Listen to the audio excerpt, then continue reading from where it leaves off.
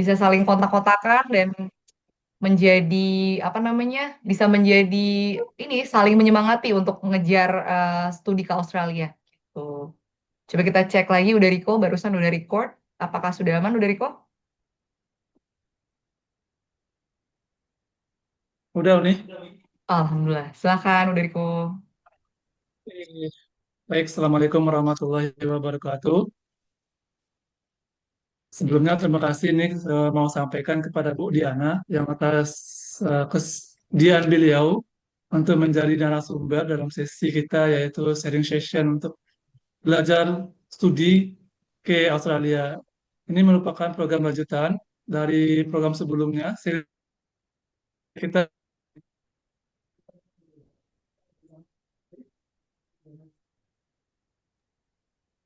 Sepertinya koneksi udah masih belum stabil ya.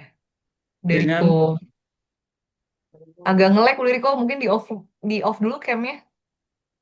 Wifi-nya apa sinyalnya kayaknya belum stabil. hmm, kayak satu kali dulu. Oke.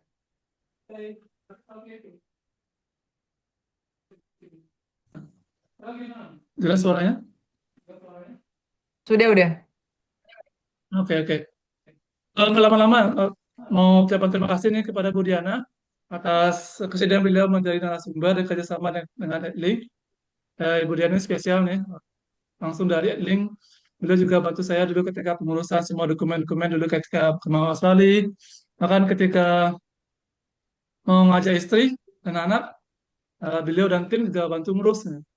Tanpa harus pulang ke Indo, cukup kirim dokumen, dibantu, akhirnya sangat membantu sekali. Dan program ini bagian dari lanjutan dari sharing session yang studi ke UK sebelumnya.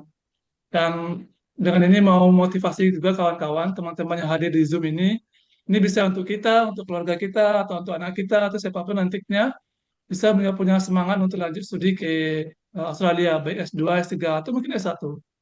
Sebenarnya kalau kita nggak tahu, kita menjadi takut ya. Jadi kita tuh sebenarnya takut dengan sesuatu yang tidak tahu. Padahal sebenarnya Australia itu cukup friendly gitu, tidak menakutkan yang kita bayangkan. Misal contoh dulu kita takut dengan culture shock-nya. Enggak. Justru culture shock itu rasanya ketika kembali dari Australia ke Indonesia. Gitu. Paling yang menantang bagi saya pribadi dulu hanya cuaca aja. Kalau orang, alhamdulillah baik, makanan baik. Nanti dijelaskan oleh Bu Diana. Bu Diana ini spesialnya beliau juga dekan gunakan kesempatan untuk langsung bertanya dengan beliau. Apa-apa pertanyaannya sampaikan sampaikan semuanya nantinya. Untuk informasi mata Garuda ini bagi yang belum tahu adalah eh, organisasi perkumpulan alumni dan award beasiswa LPDP. Season ini teman-teman tidak harus lewat beasiswa LPDP, ada beasiswa AS, ada beasiswa lainnya, nanti bisa tanya ke Bu Diana. Tapi ini kita fokusnya bagaimana nanti teman-teman termotivasi, tahu caranya, bahwa tahu bisa sukses nantinya hidup di Australia. Nah, banyak-banyak ini sekian dulu. Terima kasih banyak. Assalamualaikum warahmatullahi wabarakatuh. Waalaikumsalam warahmatullahi wabarakatuh. Terima kasih banyak udah Riko untuk atas sambutannya. Semoga itu sudah cukup membakar semangat teman-teman ya bahwa apa namanya memotivasi untuk mencari informasi sebanyak-banyaknya karena kita takut karena kita nggak tahu gitu. Semoga selesai dari sesi ini teman-teman membawa pulang banyak pengetahuan baru yang menguatkan teman-teman untuk mengejar studi ke Australia atau ke negara-negara lainnya, gitu ya. Kita lanjut ke agenda berikutnya. Sebelum kita memperkenalkan narasumber spesial kita, saya sebagai moderator ingin mengingatkan aturan main dalam sesi sharing ini. Ada beberapa hal teknis yang perlu saya sampaikan agar diskusi kita berjalan dengan lancar. Yang pertama, mohon untuk memastikan mikrofon dalam keadaan mute, tidak aktif selama pemaparan materi. Yang kedua, jika ada pertanyaan di tengah sesi, silahkan langsung tulis di kolom chat dengan format nama underscore asal underscore pertanyaan. Jadi kalau memang tidak sempat mengikuti sampai akhir atau ada kendala, boleh di drop di kolom chat. Tapi jangan dinyalakan mikrofon sampai sesi Q&A nanti dimulai gitu ya. Dan nanti di akhir sesi akan ada sesi tanya jawab khusus. Nah ini dia, di mana teman-teman bisa berdiskusi langsung dengan Ibu Diana. Gitu ya. Baiklah, saya nggak sabar lagi memperkenalkan Ibu Diana. Tadi udah Riko juga udah sempat spill-spill sedikit gitu ya. Kita sapa dulu narasumber kita hari ini, Ibu Diana Citra Hasan, SPD, MHum, MED, PhD. Wow, lengkap. Halo Bu Diana. Halo Uni Intan, selamat Aduh, sore. sore, sore Bu Diana. Sangat senang sekali ya sore ini kita berkesempatan menghadirkan Bu Diana. Beliau saat ini tadi juga udah di-spill sama Udariko, menjabat sebagai Dekan Fakultas Ilmu Budaya di Universitas Bung Hatta. Dan juga menjabat sebagai Branch Manager at Link Connect Padang. Betul begitu Bu Diana? Betul, Betul betul ya. sekali. Iya bener, tadi saya sempat intip CV-nya, pengen bacain semuanya tapi kayaknya bakal panjang banget. Jadi beliau merupakan lulusan dari Monash University, Melbourne, Australia. Juga tadi kalau dari gelar berarti Ibu dua kali S2 ya Bu ya? Betul, Satu di Australia gitu, satu di UI kalau nggak salah. ya, Kemudian ya PhD-nya di Australia. Kemudian penerima beasiswa salah satunya Australia Postgraduate Award APA gitu. Jadi dari perkenalan aja teman-teman sudah tahu track record Budiana ini adalah orang yang tepat untuk mencari ilmu tentang study to Australia. Semoga kita bisa memanfaatkan dengan maksimal hari ini ya. Oke, tanpa berlama-lama lagi, langsung saja waktu dan layar saya persilahkan kepada Ibu Dian. Silakan Bu. baik. Terima kasih Uni Intan. Pertama-tama saya juga mengucapkan terima kasih kepada Udariko ya, Ketua Mata Garuda Sumatera Barat, kepada Uni Intan dan teman-teman di Mata Garuda untuk mengundang kita ya dari Edlink Connect Padang. Hari ini ada saya dan ada Pardian juga sebagai admin dari Edlink Connect Padang untuk berbagi kepada teman-teman semua tentang studi di Australia. eh ya mungkin kita eh, gunakan sesi ini semaksimal mungkin dan mudah-mudahan bisa nanti seperti Uni Intan tadi bilang membakar semangat teman-teman semua untuk melanjutkan studi ke Australia khususnya yang pada sesi hari ini. Jadi untuk sharing session kita kali ini saya dasarkan kepada pengalaman saya selama studi di Australia di dua jenjang studi dari master di universitas yang sama kebetulan dengan prodi S3 dengan universitas S3-nya di Monash University Australia dan juga berdasarkan pengalaman saya selama hampir eh, dari tahun 2021 ya. Sekarang sudah dari tahun 2001 sampai 2026. Jadi berarti 25 tahun ya. Selama hampir 25 tahun membantu pengurusan studi teman-teman semua di Sumatera Barat khususnya untuk melanjutkan studi ke luar negeri. Jadi pengalaman ini selama saya sebagai branch manager Edlink Connect Padang. Kita sudah membantu banyak mahasiswa untuk melanjutkan studi ke Australia terutama, lalu ke Inggris, ke New Zealand, ke Malaysia, Singapura, dan beberapa negara lainnya.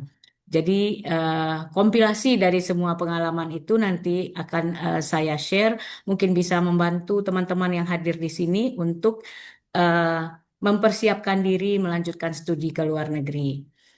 Nah, mungkin saya bisa share screen-nya ya, Uni Intan. Sudah Iya, bisa ya? bisa, sudah bisa harusnya. Coba Sudah dicoba. bisa ya, saya coba dulu. Ya.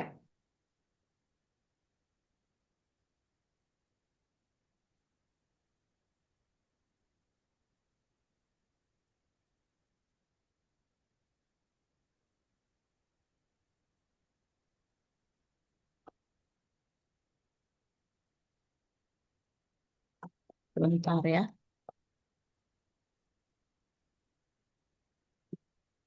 Hmm,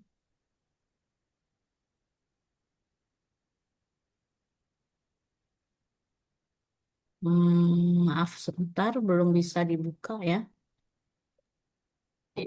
Ya, nggak apa-apa Bu. Ada yang bisa dibantu mungkin dikirim share kalau misalnya ada kendala Oke. teknis. Mungkin Pardian bisa bantu share ya, Pardian. Saya kirim ke Pardian aja ya.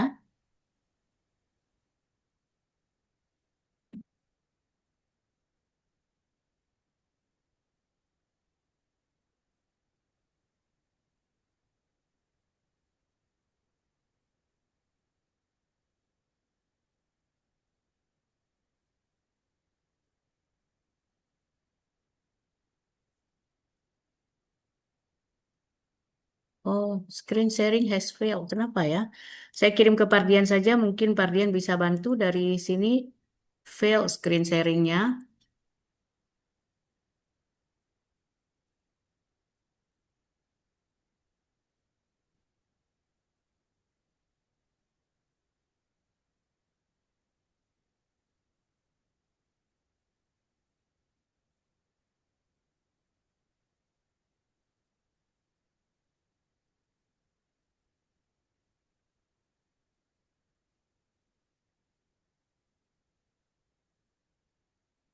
Oke, sudah dikirim ya, Pardian. Mudah-mudahan Pardian bisa bantu eh, share-nya. Nah, mungkin sementara Pardian membuka screen sharing-nya, saya akan mengikuti permintaan dari Mata Garuda bahwa ada beberapa poin yang akan kita highlight pada sore ini. Yang pertama yaitu persiapan studi, ya, sesuai dengan yang ada di leaflet kita. Yang pertama adalah sebentar.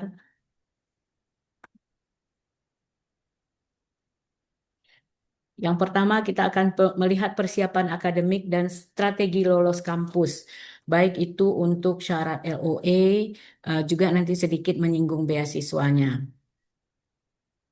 Oke, kira-kira sudah bisa, Pardian?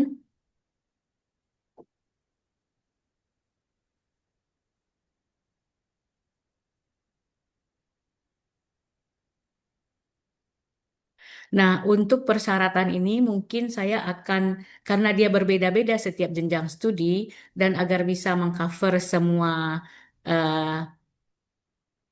minat teman-teman, saya membaginya menjadi tiga. Yang pertama yaitu syarat untuk melanjutkan studi bagi teman-teman yang ingin eh, postgraduate, ya, S2 dan S3. Dan yang saya mulai dengan yang agak sulit dulu ya, dengan S2 dan S3 by research. Nah, eh, untuk ini kita bisa lihat, pertama, apa saja persyaratan akademik untuk mendapatkan LOE dari universitas di Australia? Nah, saya mulai dengan jenjang S3 dan S2 yang by research. Kenapa? Karena ini yang agak complicated dan agak butuh persiapan yang lama. Kalau teman-teman ingin melanjutkan studi, rata-rata S3 sebagian besar adalah by research. Dan ada sebagian S2 yang juga by research. Artinya kita tidak mengikuti perkuliahan di dalam kelas, tetapi kita hanya menyelesaikan eh, research yang sudah kita ajukan proposalnya sebelumnya. Nah, apa saja syarat masuknya? Syarat pertama adalah tentu teman-teman harus punya research proposal. Nah, research proposalnya mungkin jangan dibayangkan research proposal yang sulit, ya, yang halamannya berpuluh-puluh. Research proposal yang diminta cukup ringkas, hanya sekitar 3.000 kata, dan itu mungkin hanya terdiri dari 2 atau 3 halaman saja. Yang memuat nanti tujuan risetnya, sedikit backgroundnya, lalu manfaat risetnya, dan sedikit metodologi. Jadi tidak ribet menyusunnya. Kalau sudah tahu pasti apa yang kita teliti, ini menyusun riset proposal bisa kita lakukan dalam mungkin 1 minggu, ya. Kemudian syarat yang kedua adalah surat kesediaan calon supervisor atau calon pembimbing di universitas tujuan di Australia. Nah, bagaimana caranya mendapatkan surat ini? Teman-teman dapat meng-email research proposalnya ke calon supervisor yang sudah kita search sebelumnya melalui website universitas tujuan. Di sana biasanya dicantumkan eh, siapa saja calon-calon supervisor yang bisa kita hubungi, dan malah di bagian universitas itu akan tercantum juga statusnya, apakah masih menerima calon student, ya, atau calon PhD students. Jadi dia akan menulis di situ accepting PhD students. Nah, jika itu tertulis, itu terbuka peluang bagi kita untuk meng-email mereka dan mendapatkan eh, surat persetujuan. Nah, ada teman-teman yang mungkin beranggapan bahwa kalau kita langsung mengirimkan research proposal, seolah-olah kita main todong aja gitu. apa nggak say hello dulu emailnya gitu ya. Nah, sebenarnya kalau pendapat saya pribadi dan berdasarkan pengalaman saya, mengirimkan email say hello itu sangat tidak perlu. Kenapa? Karena supervisor itu orang yang sangat sibuk. Kalau kita say hello tanpa ada tujuan tertentu, email kita nanti tidak akan digubris ya. Jadi langsung saja mengirimkan riset proposal dan nyatakan keinginan kita bahwa kita sedang mencari supervisor untuk melanjutkan S3 disertai dengan CV. Jadi untuk yang kita kirimkan pertama kali itu hanya dua teman-teman ya, research proposal, kemudian juga CV kita. Apakah perlu nilai IELTS langsung kita kirimkan? Belum perlu ya. Jadi cukup dua itu saja. Nah, jika calon supervisornya nanti sudah menjawab bahwa dia bersedia menjadi supervisor kita, next pendaftaran kita sudah bisa kita lanjutkan ke admission office-nya. Jadi, kalau ada teman-teman yang mengatakan bahwa kita bisa mendaftar tanpa mendapatkan persetujuan dari calon supervisor, itu mungkin ada di beberapa universitas seperti itu ya. Tetapi pengalaman kita selama 25 tahun mendaftarkan teman-teman ke universitas di luar, terutama yang PhD, itu jadinya prosesnya jadi sangat lama karena belum tahu siapa yang akan membimbing. Ya. Nah, oleh karena itu penting sekali teman-teman melakukan ini. Kita, Edling tadi seperti udah Riko sampaikan bahwa udah Riko sendiri juga kita bantu untuk pengurusan LOE-nya ke Australian National University untuk master degree-nya sebelumnya. Nah, apakah bisa nih mencari supervisor langsung dilakukan oleh Edling? Nah, ini mohon maaf teman-teman kita bukannya tidak mau membantu dalam hal pencarian supervisor, tapi supervisor biasanya prefer teman-teman menghubungi langsung. Karena nanti kalau ada masalah atau ada pertanyaan tentang riset proposalnya, itu kan tidak mungkin ditanyakan ke kita, akan ditanyakan ke teman-teman yang punya proposal. Jadi memang approaching eh, calon supervisor itu harus dilakukan oleh kandidatnya sendiri, gitu ya. Nah, setelah dapat ini, apa yang kita lakukan? Next, kalau teman-teman mau kita bantu, sudah bisa serahkan semuanya ke Edling ya. Jadi untuk mendapatkan LOE-nya itu yang kita perlukan untuk S3 itu adalah ijazah dan transkrip nilai dari dua jenjang studi sebelumnya. Dari jenjang studi sebelumnya. Kalau S3 tentu S1 dan S2. Kalau S2 by research tentu cukup ijazah dan transkrip S1-nya. Lalu nilai IELTS yang memenuhi syarat. Mungkin teman-teman juga sudah tahu juga rata-rata minimum IELTS itu adalah 6,5 overall dan tidak ada band yang di bawah 6,0. Kemudian kita perlukan juga referee details dari dua orang. Referee ini adalah pemberi rekomendasi. Kalau tahun-tahun sebelumnya surat rekomendasi itu sudah ditulis oleh referee-nya lalu ditandatangani lalu diberikan ke kita untuk diupload. Nah, kalau sekarang sudah tidak lagi digunakan seperti itu, kita cukup hanya meminta detailnya saja. Artinya namanya siapa, instansinya, emailnya, dan kontak detailnya seperti nomor HP dan alamat kantornya. Nah, kita akan entrykan itu ke dalam aplikasi teman-teman. Jadi nanti universitas yang akan langsung mengirimkan email untuk referensi kepada universitas. Sehingga kita tidak melihat lagi entah apa komentar referee tentang kita. Karena langsung ke universitasnya. Tanpa dilengkapi oleh referee ini, aplikasi teman-teman belum akan bisa diproses oleh admission office. Masih menggantung ya, masih menunggu. Nah, kemudian ada CV, lalu ada paspor atau KTP. Jika belum punya paspor boleh KTP, tapi jika sudah punya paspor kita sangat menyarankan menyelampirkan paspornya. Lalu untuk S2 dan S3 ini kadang-kadang diminta contoh publikasi. Ini jika diperlukan. Nah, dokumen-dokumen ini cukup diserahkan saja kepada kita. Nanti kita akan membantu pengurusan ke admission office-nya sampai teman-teman nanti mendapatkan letter of acceptance dari atau LOE dari universitas tujuan. Memang agak ribet ya untuk pendaftaran ini, tapi mudah-mudahan kita bisa membantu kesulitan teman-teman dengan apa namanya melampirkan semua syarat-syarat yang dibutuhkan. Oke, lanjut, Ardian.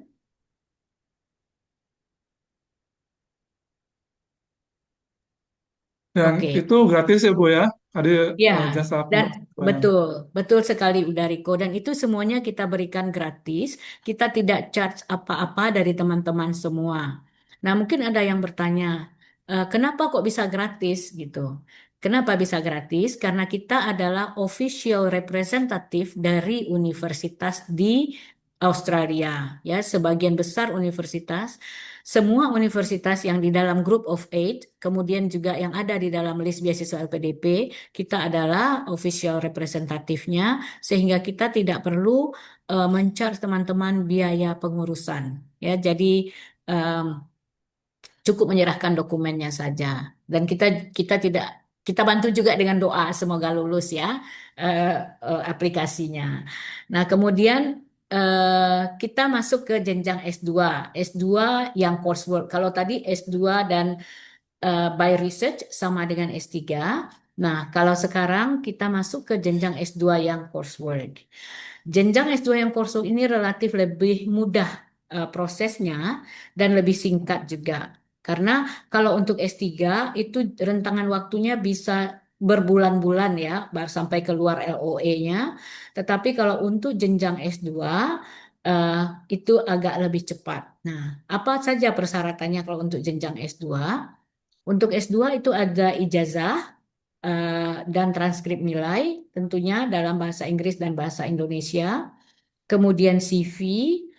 Eh, Nanti CV ini sebenarnya cukup unik ya. Ada formatnya yang harus teman-teman ikuti sehingga aplikasinya tuh nggak terkendala gitu. Eh, ada poin-poin yang memang harus teman-teman masukkan. Nanti bisa kita advise bagaimana model CV yang sesuai. Kemudian IELTS eh, rata-rata IELTS itu diminta overall 6,5 dengan tidak ada band yang kurang dari 6,0. Nah, kecuali untuk jurusan tertentu misalnya seperti psikologi atau hukum ya atau teaching yang memang mensyaratkan nilai IELTS yang lebih tinggi. Nah, kita bisa cek nanti sesuai jurusan yang teman-teman inginkan berapa syarat IELTS-nya.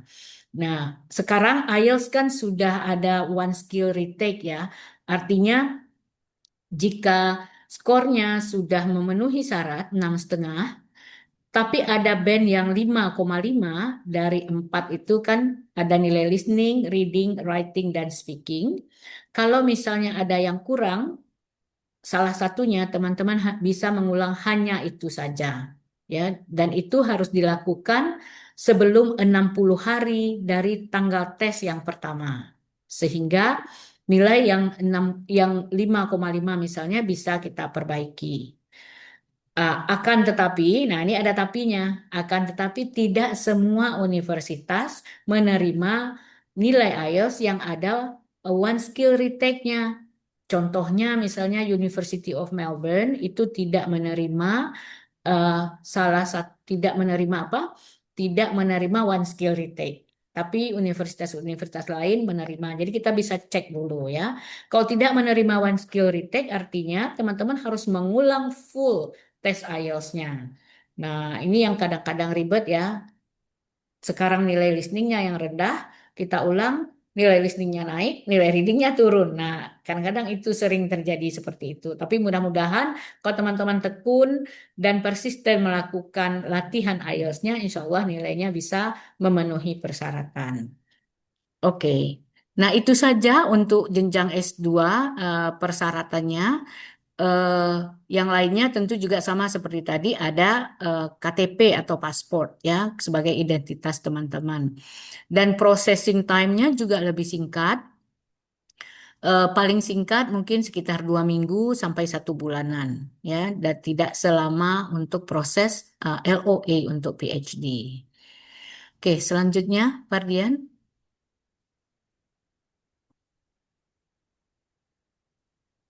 Nah, sekarang kita masuk jenjang S1. Saat ini Edling menerima banyak sekali permintaan kerjasama dari SMA ya. Kenapa untuk persiapan studi ke luar negeri? Kenapa? Karena saat ini sudah tersedia beasiswa untuk jenjang S1 dari pemerintah Republik Indonesia, yaitu beasiswa eh, Garuda. Nah, kalau anak S1, kira-kira apa yang perlu kita eh, siapkan? Nah, yang pertama adalah rapor semester 1 sampai dengan semester 5. Jadi artinya begitu menerima rapor semester 5, kita sudah bisa memulai pendaftaran ke universitas di luar negeri. Jadi tidak perlu menunggu sampai tamat, sampai dapat ijazah dulu baru mendaftar.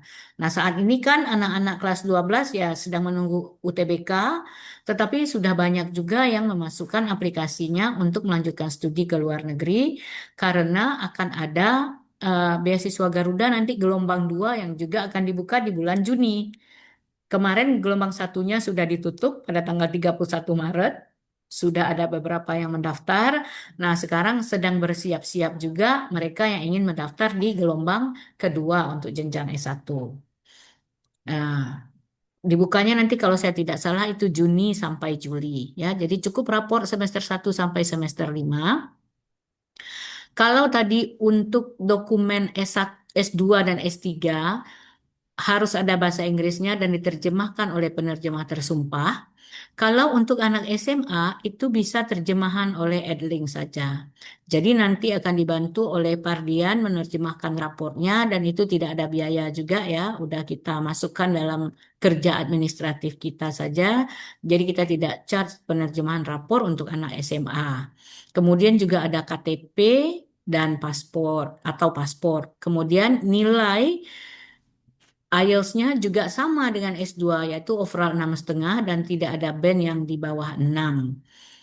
Kenapa? Karena kita sudah kurikulum nasional kita sudah diterima. Kalau tahun-tahun sebelumnya anak SMA di Indonesia tidak boleh, tidak bisa langsung duduk di universitas tahun pertama. Mereka harus melalui jenjang diploma atau foundation. Nah, tapi sekarang ini sebagian universitas di Australia sudah menerima mengakui kurikulum nasional kita, misalnya Monash University itu dengan rapor kita bisa masuk ya, bisa masuk ke universitasnya tanpa perlu lewat diploma atau foundation. Nah, universitas-universitas tertentu mensyaratkan nilai SAT, ya, Scholastic Assessment Test. Ini semacam tes skolastik tapi dalam bahasa Inggris untuk syarat masuk pada universitas-universitas tertentu ya. Nanti kita bisa cek eh, mau kemana, apakah perlu syarat SAT atau cukup hanya dengan nilai rapor saja. Nah, misalnya salah satunya kalau mau ke Monash University, itu cukup dengan nilai rapor saja, kita sudah diterima di bachelornya, ya, tidak perlu SAT. Tapi misalnya mau ke University of Queensland misalnya, nah itu membutuhkan skor SAT. Oke, nah nanti bisa kita bisa lihat lagi nanti apa sih SAT itu ya dan di mana tesnya. Kebetulan sih di Padang belum ada ini tes SAT. Oke, jadi itu untuk S1. Nah, yang mungkin ada teman-teman yang mau S1 di sini atau mungkin ada adiknya atau ada anaknya atau ada muridnya. Nah, masih ada waktu untuk persiapan sampai nanti untuk aplikasi batch kedua di bulan Juni untuk beasiswa Garuda. Ya, oke. Selanjutnya, Perdian. Nah, saya diminta juga tadi sedikit menyinggung tentang beasiswanya ya dari guideline yang diberikan oleh panitia dari Mata Garuda. Kita lihat beasiswa dan tentunya khususnya saya meng-highlight beasiswa untuk tujuan Australia ya, karena banyak juga beasiswa lain seperti ke negara Jepang, Belanda, dan sebagainya. Nah, kalau beasiswa kita mungkin perlu membedakan dulu teman-teman ya, ada beasiswa yang fully funded dan ada beasiswa yang partial ya. Fully funded artinya semua dana kita terkait dengan perkuliahan di cover oleh pemberi beasiswa. Apa saja itu? Mulai dari biaya kuliah ya. Uang kuliah di Australia itu sangat mahal. Misalnya di Monash University, uang kuliah untuk bachelor saja itu 1 tahun sekitar 500 atau 500 juta. 500 jutaan ya. 1 tahun itu baru uang kuliah, belum biaya hidup. Nah, jadi uang kuliah kita akan di cover, biaya hidup kita akan di cover, asuransi kesehatan, tiket pesawat, pulang pergi, dan biaya visa. Itu semua di cover oleh pemberi beasiswa. Jadi artinya kita tidak keluar uang apapun untuk melanjutkan studi. Nah, itu namanya beasiswa yang fully funded. Apa contoh beasiswa untuk ke Australia yang fully funded? Ya, dari negara kita ada beasiswa LPDP yang saat ini rekrutmen atau seleksi batch 1 pada tahun 2026 ini sedang langsung ya. Teman-teman ada yang sudah mendapatkan jadwal interviewnya. Kemudian ada beasiswa Australia Awards ya dari pemerintah Australia. Ini juga fully funded. Nah, sekarang LPDP dan Australia Awards juga bekerja sama. Jadi ada funding bersama dari LPDP dan AAS itu juga sedang dibuka aplikasinya. Nanti teman-teman bisa cek jurusan apa yang masuk dalam kerjasama LPDP dan AAS. Nah, untuk beasiswa S3, ini khusus S3 ya teman-teman, ada beasiswa yang namanya RTP ya dari Australia. Nah, ini biasanya parsial, yang ditanggung biasanya adalah uang kuliah. Nanti teman-teman bisa juga mengusulkan beasiswa yang sifatnya parsial atau co-funding, ada skemanya seperti itu juga di LPDP jika beasiswanya diperoleh apa namanya beasiswa parsial yang diperoleh dari RTP. Kemudian ada juga beasiswa dari universitas tujuan. Setiap universitas tujuan punya skema-skema beasiswa juga, tapi itu untuk S3 kebanyakan ya, S3 by research. Ada juga itu proyek-proyek research dari dosen. Kalau sesuai dengan research interest kita, kita bisa juga mengajukan proposal untuk bisa didanai melalui grant research yang didapatkan oleh calon supervisor kita. Dan untuk beasiswa S1 ke Australia itu ada beasiswa Garuda. Apakah ada beasiswa dari universitas untuk yang S1? Nah, ada ya teman-teman, tapi itu tidak fully funded. Kebanyakan itu berupa potongan biaya kuliah. Ada teman-teman S1 yang anak-anak S1, anak-anak SMA yang mau melanjutkan ke S1 dari Padang yang kita bantu aplikasinya. Nah, itu kita usahakan juga beasiswanya, mereka dapat potongan harga. Potongan biaya kuliah biasanya paling besar itu sebesar 15.000 dolar atau 150 juta rupiah kurang lebih ya. Akan tetapi itu masih banyak yang kita harus tambah karena uang kuliahnya tadi sekitar 50 ribuan per tahunnya.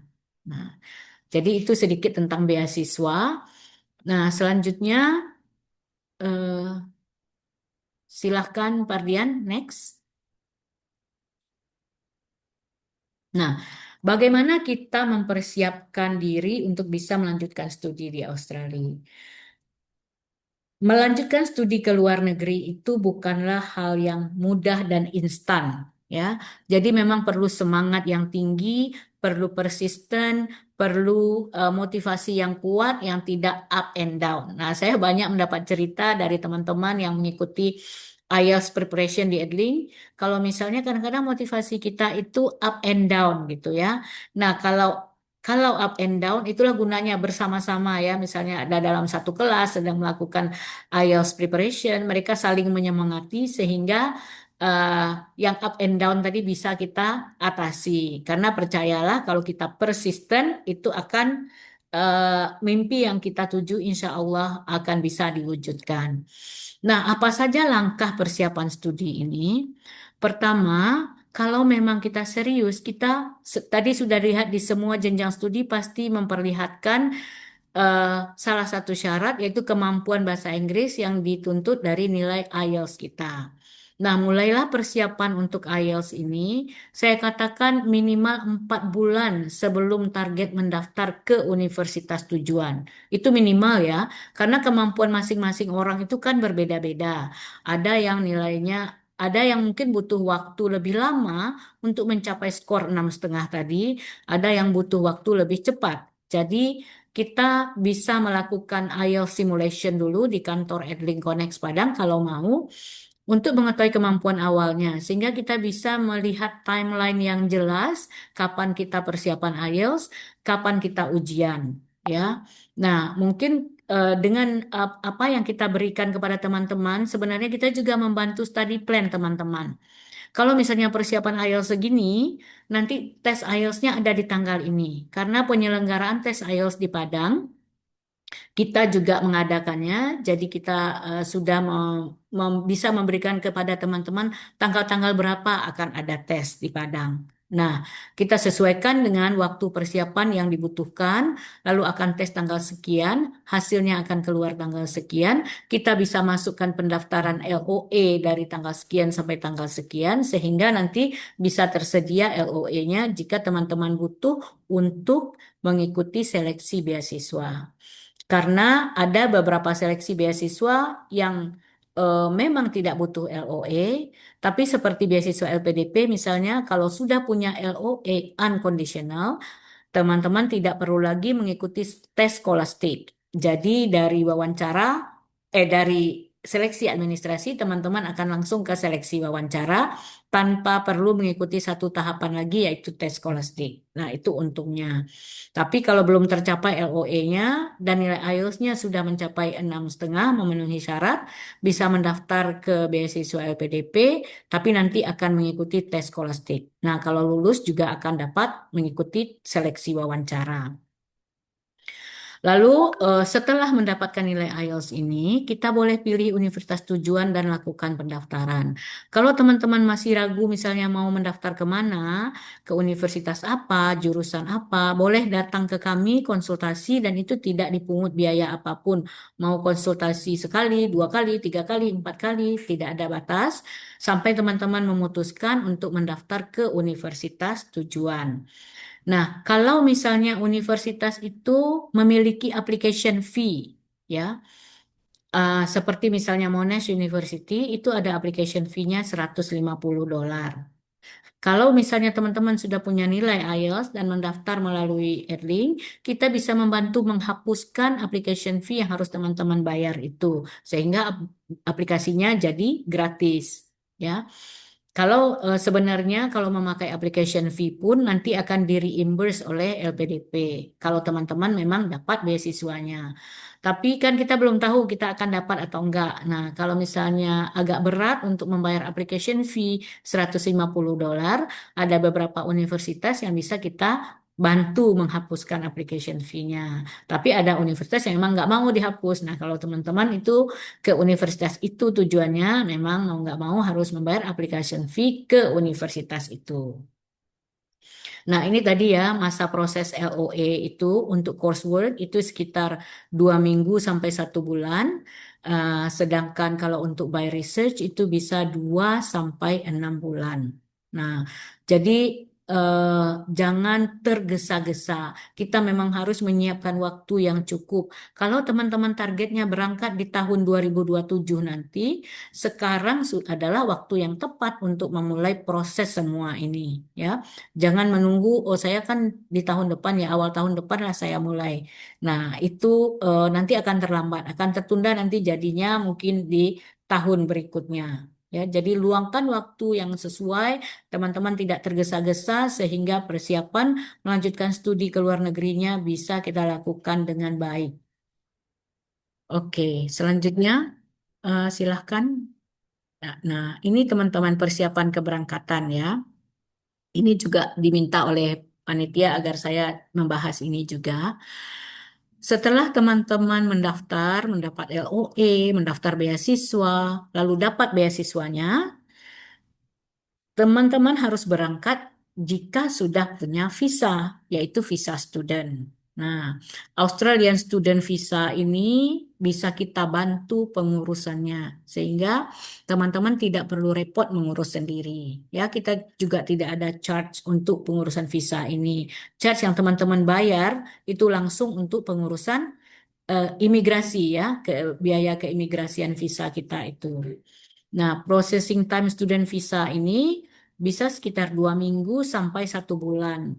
Jadi harus disiapkan syaratnya harus disediakan waktu untuk itu. Meskipun ya ada visa itu yang auto granted.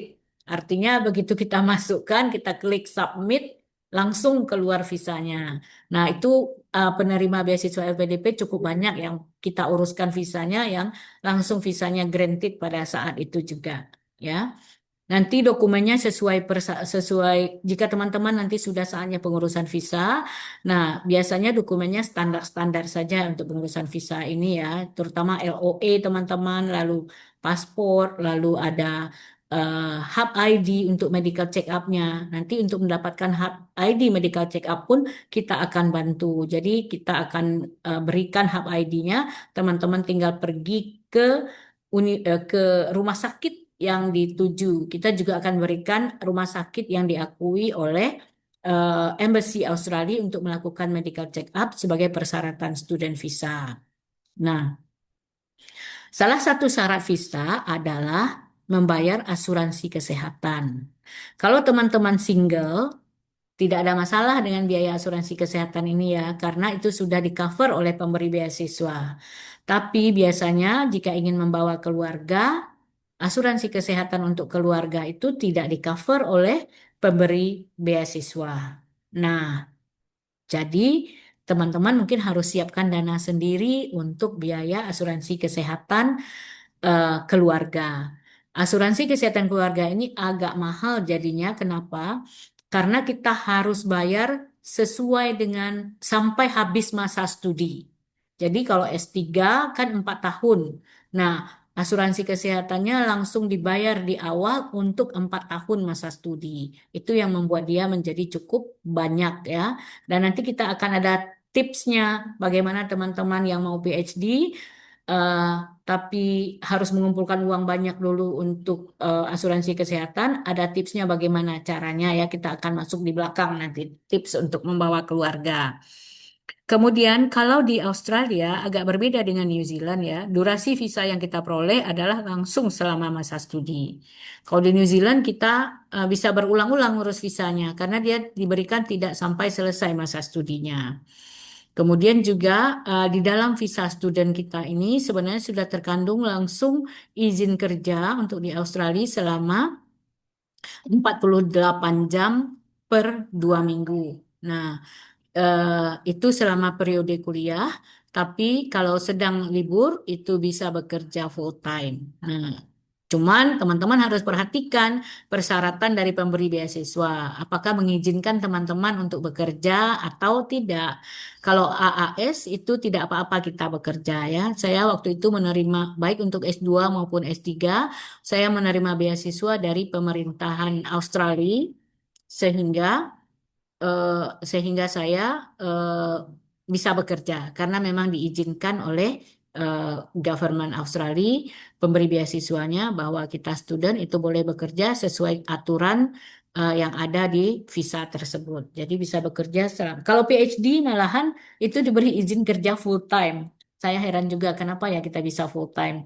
Tapi itu izin kerjanya full time sambil kita tetap bisa melakukan tugas kita sebagai student. Oke, itu persiapan keberangkatan yang kita bantu sehingga nanti teman-teman tidak usah worried ya ketika akan berangkat. Apa-apa yang perlu dipersiapkan, visanya bagaimana. Kita juga membantu visa keluarga teman-teman jika mau.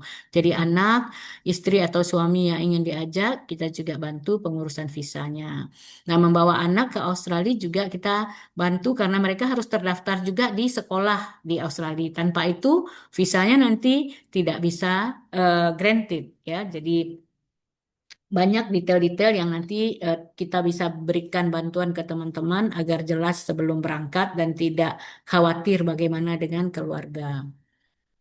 Oke, lanjut, Pardian. Eh, ini belakangan kayaknya ya. Sesudah ini, sebelum ini ada lagi Pardian, silakan.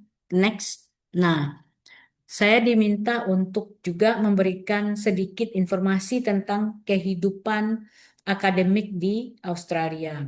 Nah, kalau saya mau highlight dulu sesuai dengan urutan yang tadi ya. Tadi kita mulai dengan eh, yang S2, S3 by research. Terus terang ya teman-teman, ini merupakan salah satu tantangan tersendiri bagi mereka yang mengambil S2 dan S3. Banyak yang menyebutnya S3 by research itu adalah a lonely journey. Ya, kenapa a lonely journey? Karena kita sendiri dengan riset kita. Kita hanya bekerja dengan supervisor. Kalau teman-teman yang coursework itu bisa bersama-sama ya, duduk di dalam kelas, diskusi, ya, ada tugas kelompok, ya, kita merasakan atmosfer yang berbeda. Tapi kalau by research, kita benar-benar tanggung jawab kita sendiri. Dan supervisor berfungsi sebagai pengarah apa yang kita lakukan. Tapi apapun yang terkait dengan riset kita, kitalah penanggung jawabnya. Jadi makanya kita harus menjaga nanti keseimbangan dengan kehidupan sosial lainnya. Nanti kita akan masuk di kehidupan sosial ya. Lalu memang sangat dituntut kemandirian yang tinggi jika teman-teman mengambil S2 dan S3. Kita bercermin dari beberapa teman-teman yang akhirnya kembali tanpa gelar ya. Bukannya tidak ada teman-teman yang mungkin gagal sampai menyelesaikan S3-nya dan kembali.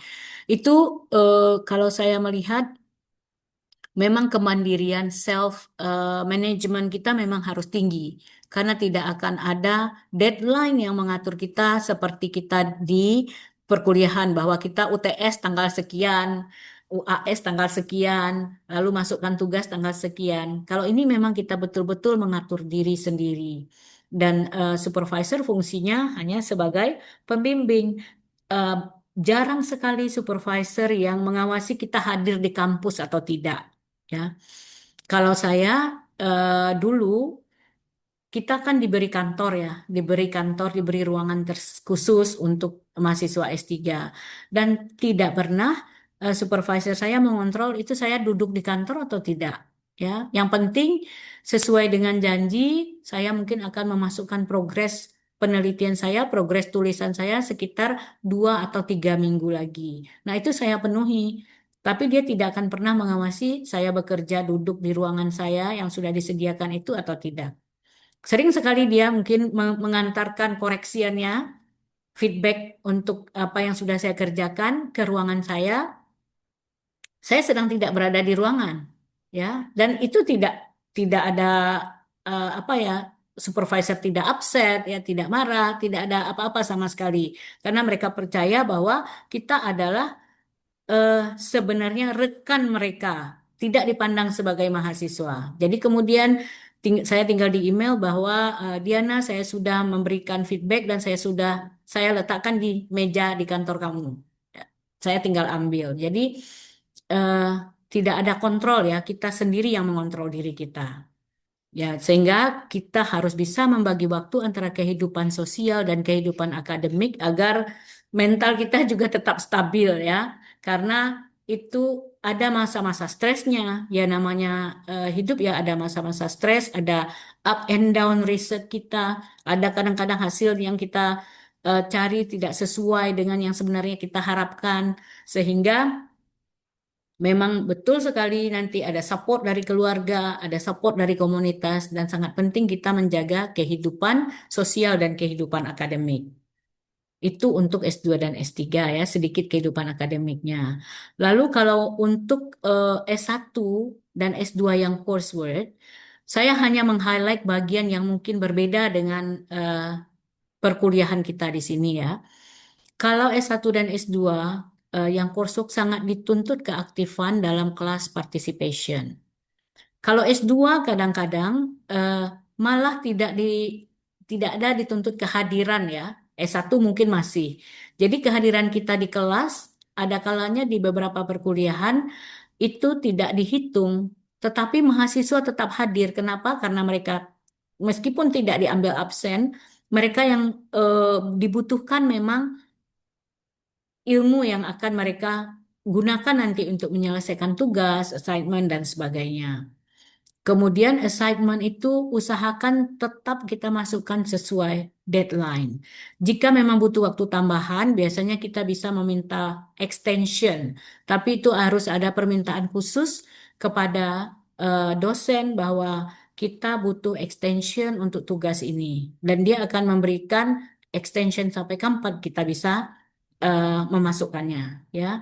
Kemudian manfaatkan resources yang tersedia semaksimal mungkin, karena di awal perkuliahan kita sudah diberikan kontrak perkuliahan dan sudah jelas bahwa di tanggal sekian kita harus mensubmit tugas ini, jumlahnya 15.000 kata, buku sumbernya adalah A, B, C, D, E. Itu sudah jelas di awal. Nah, itu kita harus segera ke library untuk memastikan bahwa kita mendapatkan sumber itu. Artinya harus ke library secara fisik ya. Kalau sekarang kan sudah bisa e-book dan sebagainya, tapi kita harus memastikan bahwa pada tanggal tersebut kita sudah memperoleh resources dan kita tidak menghambat kita untuk bisa mensubmit tugasnya, ya.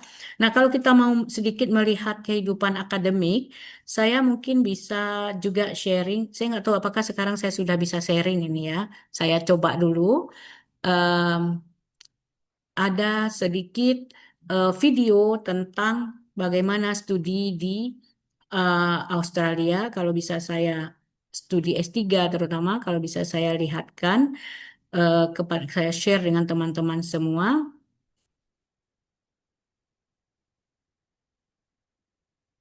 Mudah-mudahan bisa saya share ya. Kalau tidak ya kita skip aja.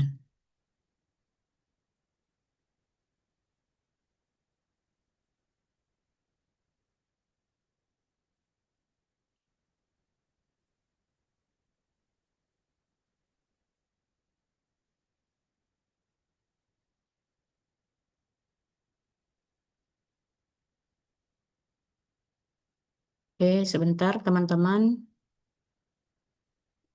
Halo Bu Diana, selamat datang di Monash. Terima kasih. Halo Mbak Redi, terima kasih sudah memberi kesempatan kita untuk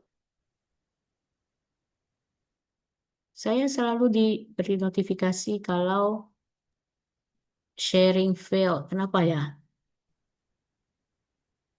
Tadi suaranya udah muncul sih, Bu. Suaranya Cuman, udah muncul iya, ya? kan screen-nya Oke. doang. Ini cuman yang di screen-nya tidak muncul ya.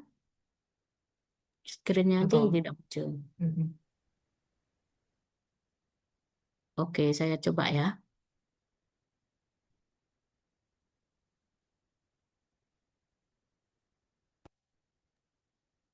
Apakah Um, terlihat? bisa terlihat Bu, tapi bersama-sama masih di tulisan. sini hari ini. Oke, Sore udah ini berhasil. ya, lumayan cerah. Iya, Ya. ini bagus cuacanya hari ini. Iya, ya senang sekali bisa kembali lagi di kampus ini ya. Selamat datang. Terima Selamat kasih. mengenang kembali. Ya, tapi sekarang sepertinya banyak perbedaan ya. Di sini kita sudah di gedung yang baru. Mungkin gimana sih Mbak ini sekarang ada apa di sini? Oke, boleh. Kita keliling-keliling sebentar untuk saya Ya. perlihatkan ya fasilitasnya. Oke. Kita mulai dari sini aja dulu kali yang terdekat ya. Jadi setiap student di sini itu dapat locker. Nah, yang ini punya saya. Nah, jadi nanti kita ada loginnya pakai password atau pakai kartu mahasiswa. Terus kemudian semua alat-alat kayak stationery gitu itu nggak perlu beli karena udah disediain sama kampus. Terus kita juga ada copier atau printer, nanti bisa dipakai di sini tinggal di tap aja kartu mahasiswa. Kalau sekarang kartu mahasiswa justru udah bisa diinstal via handphone, jadi tinggal di tap seperti ini. Nanti tinggal di print apa perintah yang mau di print, dan ini semua fasilitasnya free dari kampus, udah include ya. Ada kotak P3K kalau ada kebutuhan. Ya. Betul. Nah, ini favorit spot dari teman-teman di sini. Kalau udah mumet ngerjain itu, jadi kita ada tempat nyimpan buat makanan, ada microwave, ada kalau kita ini biasanya yang paling favorit kopi kalau lagi ngantuk atau gimana itu di sini ada. Terus nanti kita ngerasa dimanja banget sih sama kampus karena bahkan buat cuci piring udah ada dishwasher Dishwasher, ya ya. kayak gitu ya. Ini Jadi semua kopinya, coklatnya semuanya free ya. ya Disediain semuanya free kampus. ya, disediain dari kampus. Jadi yang penting maksimal aja nulis penelitiannya. Iya betul, biar lebih Oke. konsentrasi. Yap. Jadi di sini, nah kalau bisa saya tunjukin di sini ada beberapa meja-meja yang ada komputernya. Terus kemudian di sebelah situ juga ada. Nah, jadi ini ada banyak beberapa komputer seperti ini. Itu didedikasikan untuk student biar bisa ngerjain pekerjaannya di sini. Walaupun sebenarnya ini nggak dedicated sih, nggak buat satu orang satu komputer, tapi siapa yang datang lebih dulu bisa pakai mejanya gitu. Tapi kadang-kadang teman-teman sih taruh barang-barangnya di sana biar bisa nyaman kerjanya. Biasanya satu ini ada 2 layar seperti itu. Kalau mau saya tunjukin, boleh ke meja saya. Oke. Jadi contohnya seperti ini, gunanya itu jadi supaya kita bisa baca itu lebih lebar, terus kemudian nulisnya lebih lega, dan bisa compare. Misalnya ada 2 tulisan yang mau kita compare isinya, bisa 1 sama 2 layar di sini nulis kayak gitu. Jadi bisa 3 layar sama komputer kita, gunanya kayak gitu sih. Oh, Nah, kalau ruangan seperti ini namanya silent room. Itu ada banyak, ada yang bentuknya kecil, ada yang lebih besar. Itu tergantung, biasanya kita pakai untuk meeting room, atau kalau misalnya kita mau kerja sendiri atau ada conference yang agak ribut supaya nggak mengganggu yang lainnya. Jadi caranya itu kita bisa book di sini atau bisa book online. Seperti itu. Contoh misalnya. Ya. Jadi isinya seperti ini kira-kira. Kalau misalnya yang lebih besar, dia punya beberapa tempat meja dan tempat duduk supaya student bisa diskusi, kira-kira gitu. Oke.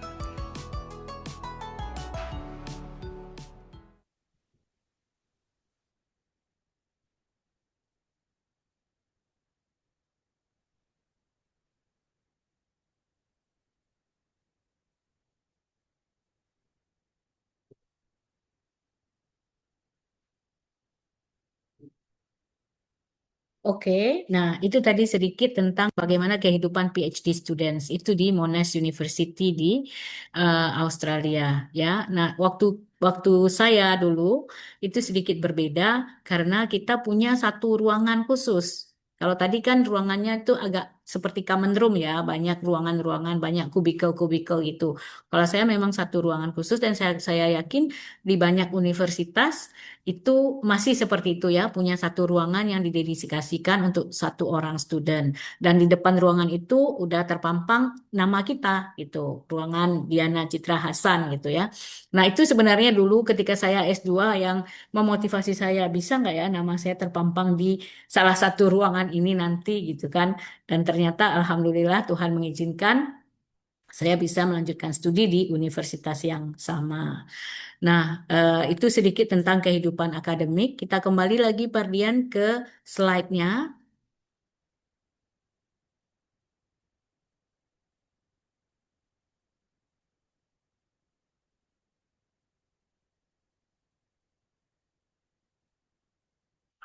Itu tadi kehidupan akademik ya. Kita lanjut ke sesudahnya, Pardian.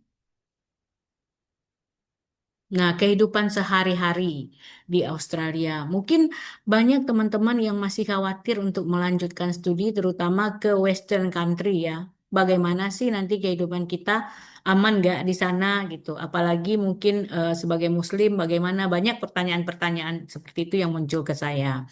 Nah, kalau misalnya kita concern dengan makanan ya, kalau di Australia makanan halal cukup banyak tersedia.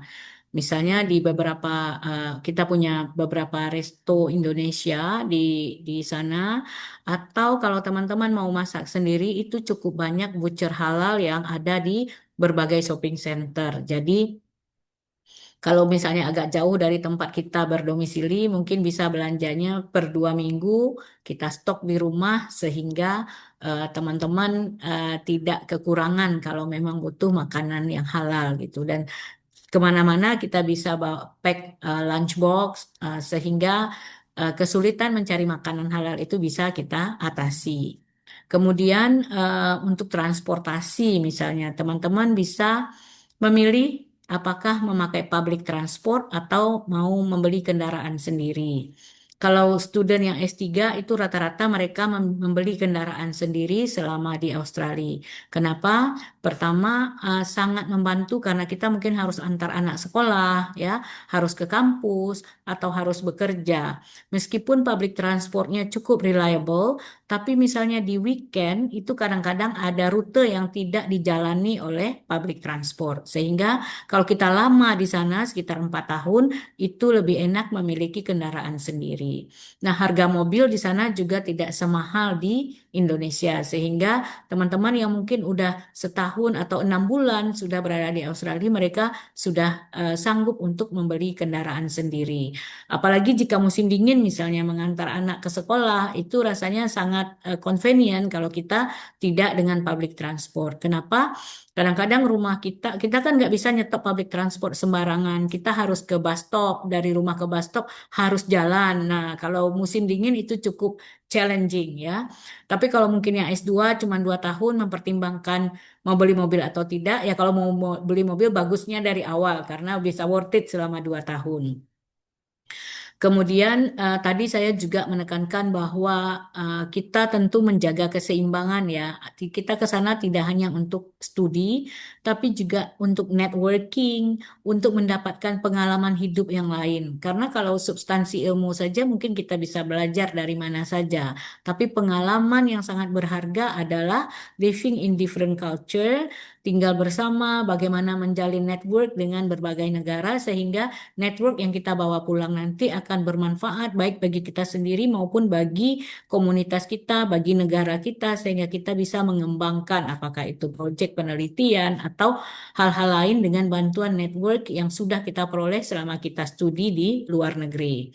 Nah, lalu ada juga permintaan nih bagaimana agar kita bisa hemat hidup di luar negeri. Nah, sebenarnya kalau di Australia, komponen biaya yang paling besar itu adalah untuk tempat tinggal, teman-teman. Jadi ini bisa diatasi oleh teman-teman dengan mungkin memilih sharing tempat tinggal ya. Jadi kita bisa menyewa satu rumah atau unit yang mungkin terdiri dari 2 atau 3 kamar. Kita bisa share dengan satu orang lain. Pengalaman saya sih ketika saya S2 dan S2 ya, kalau S3 saya tidak share. Ketika S2 kan anak-anak masih kecil-kecil. Jadi saya ambil unit yang 3 kamar. Yang saya tempati ternyata hanya satu kamar yang besar. Karena anak-anak masih kecil-kecil. Apalagi kalau winter mereka tidak mau tidur sendirian. Nah, yang 2 kamarnya lagi itu bisa kita share sehingga biaya rumah itu ditanggung oleh 3 orang. Nah, itu sangat-sangat membantu sekali. Kalau untuk makanan, biayanya tidak terlalu besar, sangat-sangat affordable karena beasiswa yang diberikan cukup besar ya. Sehingga teman-teman kalau misalnya memang masak sendiri itu bisa cukup banyak savingnya. Tapi kalau kita setiap makan beli di luar atau pakai Uber Food misalnya itu memang jadinya akan sangat mahal. Bahkan beasiswa nggak akan cukup. Tapi kalau kita masak sendiri pasti cukup. Karena rentangannya kalau kita masak sendiri paling sekitar $200 seminggu itu sudah sangat mewah ya. Itu sudah dengan buah, susu, daging, ikan, segala macamnya. Nah, kalau berbelanja misalnya, terutama buah dan sayuran, kita bisa berbelanja sesuai musim. Karena pada saat musimnya, mereka akan sangat murah. Ya, anggur satu box itu bisa $2. Jadi kalau kita beli anggur pada saat dia harganya $15 ya, kita akan tidak bisa saving banyak. Jadi tips-tipsnya bisa seperti itu ya. Kalau kalau teman saya dulu sangat suka dia karena di setiap supermarket selalu ada diskon ya. Hari ini di supermarket A misalnya di Coles yang sale-nya adalah susu dan telur. Di supermarket B misalnya di Aldi yang sale-nya adalah ini. Lalu di Woolworths misalnya yang sale-nya adalah ini. Benda-benda yang berbeda itu selalu ada diskon di setiap supermarket. Nah, triknya dia pergi ke shopping center yang memiliki 3 supermarket ini. Ada Aldi, ada Coles, ada Woolworths. Nah, dia akan memilih item yang diskon di setiap itu. Jadi cuma pergi ke satu tempat, ke satu shopping center, tapi bisa tercover semua yang dia peroleh dengan harga diskon. Itu salah satu tips juga untuk bisa hidup hemat. Tapi saya yakin pemerintah kita sudah pemberi beasiswa itu sudah sangat generous ya, memberikan beasiswa sesuai dengan kebutuhan hidup yang sebenarnya sudah dapat memenuhi. Apalagi kalau S3 dengan beasiswa LPDP itu kan juga ada alokasi dana untuk membawa keluarga. 25% untuk satu anggota keluarga ya, 25% untuk suami dan 25 atau istri dan 25% untuk anak. Sehingga ya bisa jadi sangat mengcover ya, karena anak-anak sekolah juga biaya sekolahnya free, kita tidak membayar uang sekolah. Oke, itu untuk tips kehidupan sehari-hari. Eh, Selanjutnya ada lagi, Ferdian? Nah, ini tips kuliah sambil membawa keluarga. Ini eh, sebaiknya kalau saya menyarankan keluarga tidak berangkat di awal bersama-sama dengan kita. Kenapa? Karena start awal itu sangat penting. Kalau start awal kita amburadul, mungkin akan terbawa selama 6 bulan pertama. Jadi kalau kita berangkat sendiri, kita bisa settle duluan. Kita bisa mencari tempat tinggal yang temporary, kita sendiri. Kemudian setelah kita di sana, kita bisa mensurvei tempat-tempat tinggal jika kita membawa keluarga. Karena tempat tinggal dengan keluarga itu tidak bisa temporary lagi kan, kita harus mengambil permanen. Dan kalau kita tidak melihatnya langsung, belum tentu kita cocok dengan kita. Itu yang pertama. Jadi kita harus settle secara akademik, kita di kampus sudah settle, kita kehidupan sosial sudah settle, kita sudah tahu kemana-mana, baru kemudian sekitar bisa jadi 2, 3, atau 4 bulan berikutnya baru keluarga datang. Itu akan lebih mulus dan lebih nyaman buat kita, karena yang terpenting kan studi kita, ya. Kalau kita awal-awal sudah panik, atau kita juga melihat istri atau suami susah beradaptasi, sementara kita sendiri juga belum beradaptasi, itu akan menjadi salah satu faktor non-akademis yang menjadi penghambat studi kita. Nah, kita kan nggak mau itu terjadi ya, agar semuanya mulus. Nah, kita bisa eh, mendatangkan keluarga beberapa bulan setelah kita settle. Kemudian juga ini akan membantu memecahkan masalah OSHC yang tadi mahal saya bilang. Selama kita sendiri, pasti kita akan bisa saving sebagian dari beasiswa kita yang nanti akan bisa kita gunakan untuk membantu eh, biaya OSHC keluarga yang tidak ditanggung oleh pemberi beasiswa. Kemudian kalau kita membawa keluarga, terutama punya anak usia sekolah, kalau saya mengutamakan mencari tempat tinggal yang dekat dengan sekolah. Karena eh, kita bisa mengantarkan dan menjemput mereka sesuai dengan waktunya. Di Australia, kita tidak boleh mengantarkan anak terlalu cepat ke sekolah karena tidak ada yang mengawasi mereka. Kalau terjadi apa-apa, nanti sekolah tidak bisa bertanggung jawab. Kalau kita memang perlu anak kita berada di sekolah lebih awal dari jam sekolah, karena jam sekolah biasanya jam 8.30 ya. Kalau misalnya jam 7 kita harus mau pergi ke kampus, kita bisa menitipkan mereka di before school care. Atau kalau kita terlambat, kita juga menjemputnya, kita juga bisa menitipkan ke unit after school care di sekolah. Tapi itu berbayar. Nah, berbayarnya lumayan besarnya. Jadi makanya penting sekali mensiasati di mana kita harus tinggal agar semua lancar. Studi kita lancar, anak-anak sekolah juga lancar. Kemudian untuk student terbuka peluang bagi pasangan untuk bekerja full time ya. Kalau anak-anak sudah sekolah, karena anak-anak sekolah kan seharian dari jam 8.30 sampai setengah 4. Nah, kalau misalnya pasangan mau bekerja, itu bisa ya bekerja full time karena sudah diberi izin kerja di student visanya. Nah, saya rasa itu ini slide yang terakhir ya, Pardian. Kalau misalnya nanti ini ada sedikit sharing tentang bagaimana Lebaran di Australia dari student kita ya, Lebaran tahun kemarin dari student yang kita bantu berada di Perth. Pardian bisa bantu putarkan video Ibu Tari. Halo Pardian, are you there?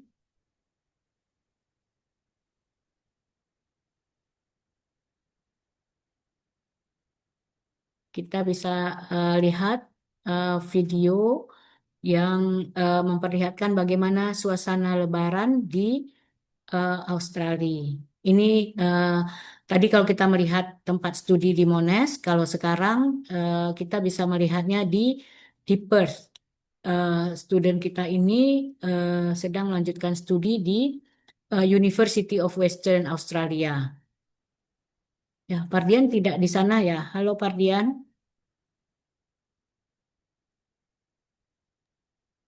Bu Diana, mungkin sambil menunggu kita, ini video sebelum question and answer kan Bu? Iya, sebelum Ah, question ah. and answer. Ya. Mungkin sambil nunggu, kita Mhm. bisa foto dulu kali ya Bu ya. Oh ya, Jadi boleh, nanti boleh. Ya. sambil nunggu Kak Pardiannya, teman-teman, sebelum kita apa namanya menuju ke sesi berikutnya sambil nunggu video juga, mungkin bagi yang bisa on cam, eh, kami persilahkan untuk on cam dulu. Oh tapi screennya masih di share Kak Oke. Pardiannya ya? Ditutup dulu screennya Pardian Iya karena oke, kita mau coba foto. sebentar ya, bisa nggak ya? Sepertinya di ini ada Kak Pardiannya ada sih. Kak Pardian apa mau putar video dulu? Ya, bisa putar video Ibu Tari Pardian. Boleh, tadi kirain lagi away. Mungkin video dulu terus nanti kita foto ya.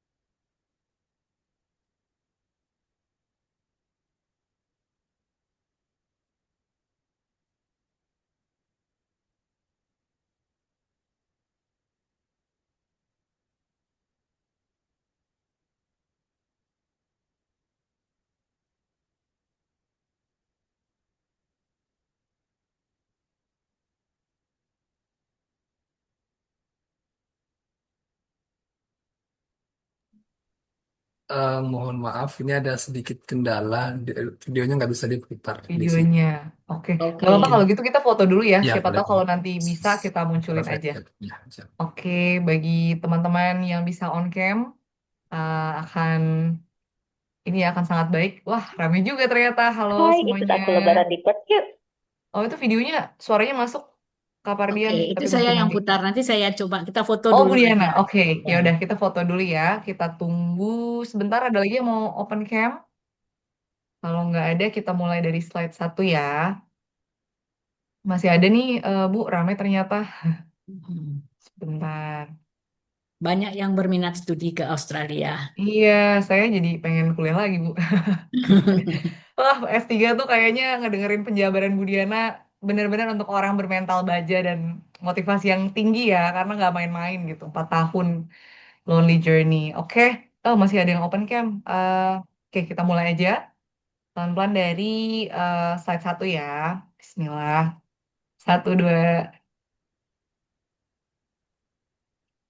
Bentar ya, saya coba dulu. Sabar, sabar, sabar.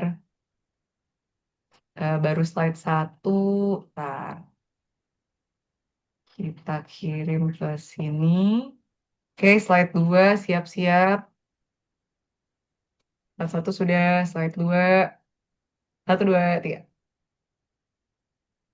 Oke. Alhamdulillah, terima kasih ya pada para peserta sudah muncul di balik layar. Kita bisa masuk ya Bu ya ke Ibu mau coba dulu Bu Diana Ya, mau oke. coba Mungkin putar. saya Boleh. coba putar ya kalau bisa. Tadi Pardian belum bisa. Oke, silakan Bu.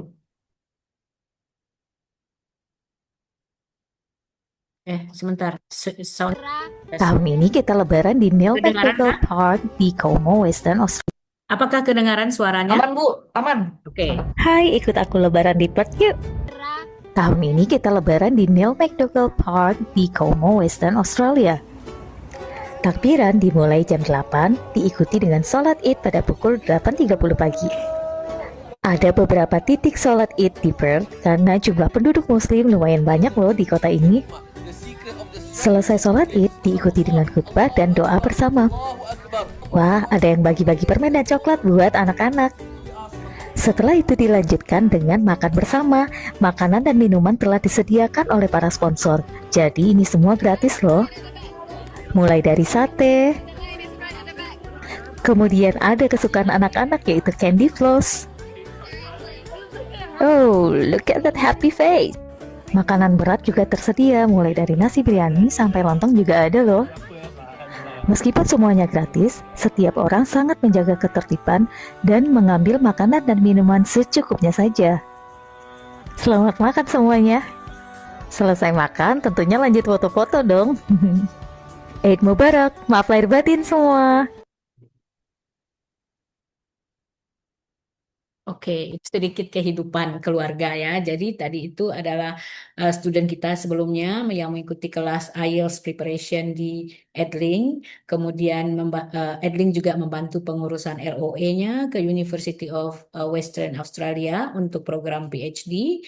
Nah, kemudian Ibu Tari namanya juga membawa keluarganya, jadi kita juga bantu settlekan sekolah anak-anaknya. Tadi ada 2 orang ya usia sekolah dan juga visa suami sehingga suaminya juga bisa bekerja full time uh, di Perth. Nah, itu tadi ketika Lebaran tahun baru, Lebaran terakhir ini, Lebaran kita di bulan Maret. Demikian teman-teman, jadi mungkin eh, itu saja ya Uni Intan. Eh, Mungkin kalau ada teman-teman yang ingin bertanya, dan kita dari Edling nanti juga akan memberikan 10 voucher IELTS simulation free untuk teman-teman yang nanti terpilih ya, mungkin yang bertanya atau yang menjawab pertanyaan atau nanti yang dipilih oleh Mata Garuda. Nah, nanti bisa vouchernya digunakan dengan batasan tanggal tertentu untuk mengikuti IELTS simulation di Edling Connect Padang dan akan mendapatkan skornya sehingga nanti teman-teman bisa berpikir, saya siap nggak nih untuk studi ke luar negeri? Apakah saya perlu preparation atau saya akan langsung tes IELTS karena nilai skornya sudah bagus dari simulation sehingga bisa mendaftar di batch berikutnya ya. Kalau untuk LPDP ada lagi di bulan Juni. Dan Garuda juga ada di bulan Juni. Jadi bisa tuh semua S1, S2, S3. Oke, terima kasih Uni Intan. Iya, terima kasih banyak Bu Diana. Ini pemaparan yang bagi saya pribadi sangat komprehensif dari A to Z, dari awal mau cari sampai akhirnya bahkan kita dapat gambaran ya berlebaran di Australia sebagai minoritas gitu. Walaupun di Australia mungkin Islamnya juga banyak sebetulnya Bu ya, tapi tetap masih Ya. minoritas. Nah, sebetulnya Bu, ini di kolom komentar banyak banget. Lalu juga sebelum kita mengadakan sesi, kita udah memberikan link Google Sheet. Itu juga sebenarnya sudah banyak pertanyaan. Namun saya mengikuti arahan dari panitia, jadi kita mungkin kita akan buka dulu. Tadi udah ada yang semangat angkat tangan. Eh, Sesi interaksi langsung pertanyaannya mungkin 2 penanya pertama dulu. Nanti kita seling sama chat. Udah ada yang angkat tangan. Nanti kita bisa seling-seling ya, biar adil gitu. Yang pertama di sini sih saya lihat Abbas Bengkulu ya, anak basket kah? Silakan Mas Abbas, pertanyaannya. Boleh dikenalkan diri dulu. Saat ini lagi sibuk apa mungkin?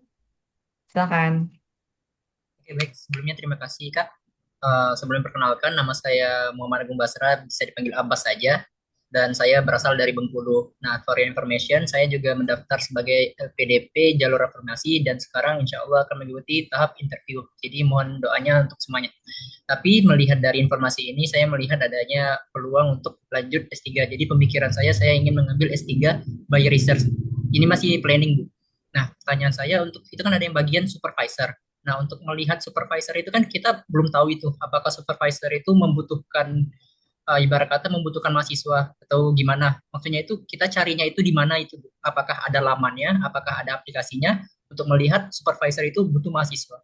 Mungkin itu aja, Bu. Terima kasih.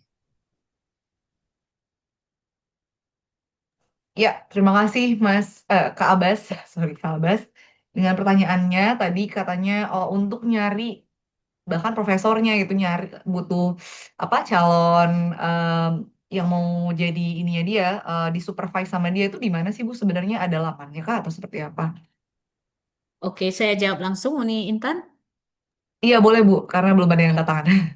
Oke, baik ya. Terima kasih pertanyaannya ya, Abbas dari Bengkulu ya. Nah, untuk mencari supervisor, sebenarnya kita bisa langsung ke website universitas tujuan. Jadi, mungkin kita mentargetkan kita mau mengambil studi di misalnya di let's say Monash University ya.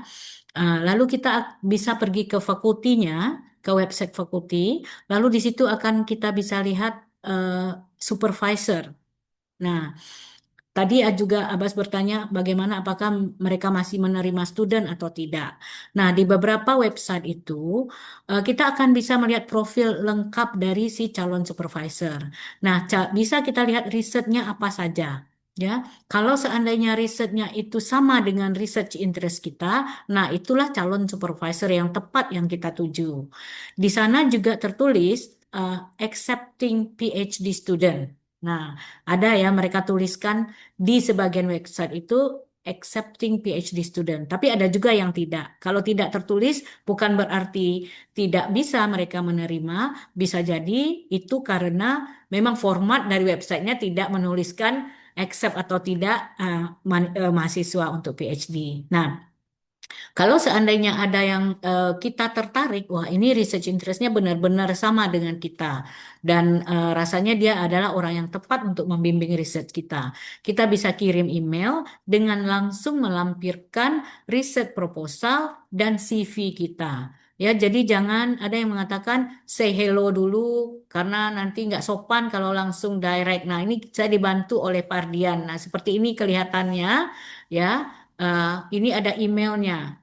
Ya, ini dia adalah, ini coba stop Pardian, jangan goyang Pardian. Nah, ini kelihatan ya, Abbas ini dia namanya Grace Lee. Dia profesor di eh, school tersebut ya. Lalu dia kelihatan accepting PhD students. Nah, dia masih menerima. Kemana kita menghubungi? Ini email address-nya. Nah, kita tinggal klik dan kirim research proposal kita serta CV kita dan tunggu jawaban dari dia. Langsung saja sebutkan bahwa kita sedang mencari supervisor dan research interest kita ini kita sudah melihat bahwa kepakarannya di bidang itu dan kita sudah melihat riset-risetnya. Kita mungkin akan dibiayai oleh pendanaan dari beasiswa Republik Indonesia dengan dana LPDP gitu. Nah, ini contohnya dari Monash University ya. Jadi bisa di sini find a researcher. Find a supervisor and connect with expert in your field. Nah, simply search for a keyword. Keyword kita apa? Mungkin di dalam bidang bisnis misalnya atau bidang apa. Nah, akan muncul supervisor-supervisor yang related dengan itu. Saya ada juga yang bertanya, apakah kita boleh mengirimkan lebih dari satu supervisor? Kalau di dalam universitas yang sama, apalagi departemen yang sama, sebaiknya jangan. Ya, cukup satu saja. Tetapi kalau kita mau mengirimkan ke universitas lain untuk dosen yang expertise-nya sama dengan itu tidak apa-apa. Ya, jadi dalam waktu yang bersamaan. Karena belum tentu satu orang itu akan langsung menjawab. Bisa jadi mereka menjawabnya seminggu atau 2 minggu kemudian atau malah tidak menjawab sama sekali. Jadi tidak apa-apa mengirimkan ke lebih dari satu supervisor asal jangan mereka di satu eh, departemen karena nggak etis juga. Kalau nanti kedua-duanya menjawab iya, kan kita yang bingung, nggak enak dengan mereka. Kalau nanti memang kita studi di sana, ya kita sudah menciptakan kesan yang tidak etis dari awal. Tapi kalau ke universitas yang berbeda itu tidak apa-apa. Ya mungkin itu apakah bisa menjawab pertanyaannya, Abbas? Baik Bu, sudah terjawab dengan jelas. Terima kasih banyak Bu. Sama-sama. Kasih Bu Diana, saya udah ada yang tanya tangan lagi, cuman saya karena lihat di kolom chat ada pertanyaan yang sejalan, jadi biar efektif ya Bu, berarti udah menjawab juga. Untuk mencari supervisor, apakah boleh menghubungi supervisor yang berbeda dalam kampus yang sama? Sebaiknya tidak ya Bu ya. Hmm. Tapi supervisor berbeda di kampus yang berbeda di waktu yang sama itu nggak apa-apa. Lalu Iya. yang udah angkat tangan ada 2 lagi Bu, tapi ini sekalian sama pertanyaan yang barusan itu eh, terkait studi PhD, mohon info kembali apa sih sebenarnya bentuk research proposal yang proper, yang chance diterima tinggi itu seperti apa sih Bu gitu? Oke. Langsung saya jawab ya, pertanyaannya dibacakan oleh Uni Intan. Nah, kalau teman-teman yang mungkin dosen ya, terutama biasa memasukkan riset proposal untuk program BIMA. Nah, itu kan risetnya komplit dengan RAB, dengan segala macam. Nah, riset proposal untuk PhD itu tidak secomplicated itu. Biasanya berkisaran antara 2.500 sampai 3.000 kata. Nah, formatnya tidak ada format yang baku, tapi isinya kira-kira adalah hal-hal yang penting untuk riset kita. Yang pertama tentu background risetnya. Kemudian yang kedua adalah tujuan kita melakukan penelitian itu apa. Lalu sedikit literatur review yang memperlihatkan riset kita itu memiliki kebaruan atau novelty of the research. Kalau tidak ada sesuatu yang baru, nanti kan tidak akan menarik untuk diteliti. Jadi kita memang harus membaca dulu bidang kita dan menemukan research gap atau novelty-nya, dan itu dimunculkan di dalam proposal kita. Lalu bagaimana metodologinya dan manfaat riset tersebut. Nah, itu kita kirimkan ke calon supervisor tadi, cukup melalui email saja. Nah, itu saja bentuk riset proposalnya cukup sederhana. Jadi, tentu saja dilengkapi dengan list of references ya. Kalau misalnya sudah membaca juga hasil penelitian si calon supervisor, nah sebaiknya juga memasukkan si calon supervisor itu dalam list of reference kita sehingga memperkuat keyakinan dia bahwa kita memang inline riset kita dengan kepakaran dia. Karena untuk S3 itu kita bisa diterima di sebuah universitas, gerbang masuknya memang adalah ketersediaan pembimbing yang dapat membantu kita. Kita punya proposal yang bagus, tapi kita tidak diterima, bukan karena kita tidak capable atau risetnya nggak bagus, tapi ternyata karena resources di universitas tersebut tidak tersedia untuk kita. Artinya dosen yang bersedia membimbing kita itu tidak ada gitu. Jadi kita nggak terima di suatu universitas, jangan berkecil hati, itu berarti proposal kita jelek. Enggak. Bisa jadi karena orang yang bidangnya sesuai dengan kita itu kapasitasnya untuk membimbing sedang penuh. Ya, belum bisa menerima lagi PhD student, sehingga pada saat kita mendaftar, kita tidak diterima. Nah, mungkin berikutnya setengah tahun kemudian teman kita mendaftar ternyata diterima. Jangan berkecil hati, dia lebih hebat dari kita. Belum tentu. Hanya karena masalah waktu. Pada saat kita mendaftar, bimbingannya lagi penuh. Tapi pada saat teman kita mendaftar, sudah ada studinya yang selesai. Sehingga dia bisa menerima lagi gitu. Jadi dari awal challenge-nya PhD itu sudah ada ya. Oke, itu kira-kira. Baik, baik, baik. Terima kasih Bu Diana ya. Kita lanjut aja Bu, udah ada 2 yang angkat tangan. Tadi maaf di layarku Kak Nurjana dulu ya. Nanti baru habis itu Kak Rosni Lawati. Baru Ibu jawab ya. Mungkin kita kumpulin 2. Silakan Kak Nurjana. Ya, terima kasih atas kesempatannya, Nadia. Ini luar biasa kita bisa bertemu, bertukar pikiran ya, sharing yang luar biasa sessionnya dengan Bu Diana, yang kita sama-sama tahu ini udah pakarnya ya di bidang bagaimana menyalurkan, membimbing, membina. Apa kita yang mau rekan-rekan kita yang mau lanjut studi ke S2 ataupun S3 ke luar negeri. Ini sudah kita lihat ya apanya terobosan-terobosan Bu Diana sejauh ini. Di sini mungkin saya izinkan Bu Diana untuk bertanya, cuma mungkin saya sebagai guru di sekolah SMA ya di Kota Padang, guru bahasa Inggris, itu salah satu target kita tentu ada hendaknya anak didik kita, tamatan kita yang betul-betul sudah buka wawasan untuk mau lanjut studi S1 ataupun nanti S2, alumni-alumni kita ke luar negeri, apakah Australia atau ke negara lain, tapi di sini dalam konteksnya khusus Australia. Nah, dalam hal ini saya tadi sangat senang sekali dan sangat bersyukur sekali bisa join di webinar ini karena saya lihat ada Adlink ya, itu yang siap untuk melayani adik-adik nanti atau siswa kita yang betul-betul berminat mau lanjut studi. Tentu ini butuh persiapan jauh-jauh hari sebaiknya, nak Bu. Nah, ini nanti kami apakah di pertanyaan saya sini karena waktu kita terbatas, apakah nanti kalau ada siswa kami atau keluarga kami nanti ataupun alumni-alumni S1 nanti melanjut S2 atau S3 yang belum selama ini belum terbuka jalan atau belum tahu kemana mau konsul, apakah di Edlink ini sudah disiapkan semua atau disediakan jadwal konsultasinya Bu Diana? Terus satu, dan apakah konsultasi ini terjadwal? Bagaimana nanti kami tahu ada jadwal konsultasi atau tidak? Kemudian apakah di sini juga dibantu dari awal anak-anak ini kan masalah takutnya keluar nih kan IELTS ini. Itu yang paling mereka takutkan setelah kita motivasikan. Nah, IELTS ini anggap anak ini kan boleh dikatakan kemampuan bahasa Inggrisnya mungkin bawah standar baru karena dia masih kelas 2 atau kelas 1 SMA itu kan bisa kita persiapkan. Kalau nanti dia mau S1 umpamanya atau dia mau nanti S2, dia kuliah S1, kita persiapkan selama dia kuliah S1 bagaimana bagusnya tip dan triknya gitu kan. Jadi mereka tidak apa istilahnya tidak gampang, tidak takut dengan IELTS-nya yang belum bisa mencapai skor 6 sampai 6,5 itu Bu Diana. Mungkin apa yang bisa kami lakukan untuk anak-anak kami nanti kami kaitkan nanti fasilitas yang ada di apa konsultasi di apa di link nanti. Bisa mungkin digambarkan Bu Diana. Terima kasih. Assalamualaikum warahmatullahi wabarakatuh. Waalaikumsalam warahmatullahi wabarakatuh. Terima kasih Uni Nurjana. Maaf ya, tadi tiba-tiba kok kakak, tiba-tiba Mas Uni Nurjana. Kita pakai bahasa sapaan itu. Tadi kalau aku catat berarti tentang terkait mekanisme konsul bersama Edling, terus kayak kekhawatiran IELTS buat anak sekolah gitu ya, apa yang bisa dipersiapkan, mungkin bisa dikasih gambaran nanti ya Bu Diana, sebenarnya gimana sih mekanisme berkonsultasi dengan Edling. Kita tampung dulu, yang kedua Uni Rosnilawati, silakan.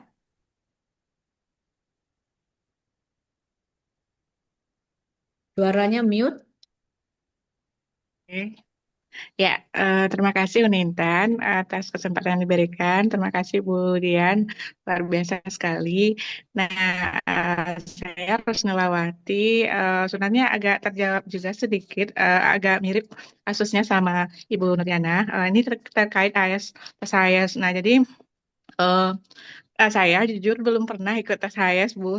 Jadi saya dan tidak pernah tahu skornya kayak gitu kan. Dan apakah kita tahu juga IELTS itu kan biayanya lumayan. Nah, jadi kalau seandainya nanti kita tes tanpa persiapannya matang, tentu eh, ya hasilnya bisa ditebak gitu kan, Bu. Nah, terus yang saya mau sampaikan ini sebenarnya ya bagaimana kami terjembatani ya. Maksudnya kami yang belum pernah ikut tes AS dengan ada Edling ya tadi kami berharap mana tahu bisa ikut simulasi free gitu kan Bu. Nah, sampai kami berhasil kayak gitu Bu. Dan juga kepada adik-adik nanti siapa yang mau apa di sekolah kita eh, free untuk tes AS-nya, latihan simulasinya kayak gitu Bu. Adakah kesempatan itu tersedia untuk kami Bu? Terima kasih ya Bu. Assalamualaikum warahmatullahi wabarakatuh. Waalaikumsalam warahmatullahi wabarakatuh. Bu Diana mau dua ini dulu atau ada satu lagi? Kebetulan ada satu lagi, masih bisa? Oke, boleh satu Kita lagi. tampung dulu tiga ya. Satu kan tadi mirip. Silakan dengan Unisiti.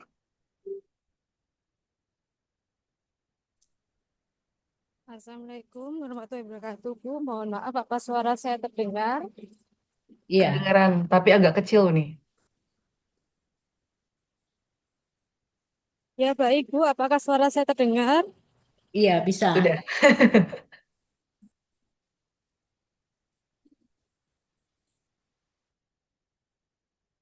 Silakan Uni, suaranya Bu? udah jelas. Oh, Silakan dengan ya. pertanyaannya. Siap. Terima kasih sebelumnya atas kesempatan yang telah diberikan. Mohon maaf, saya mau bertanya terkait dengan LOE tadi.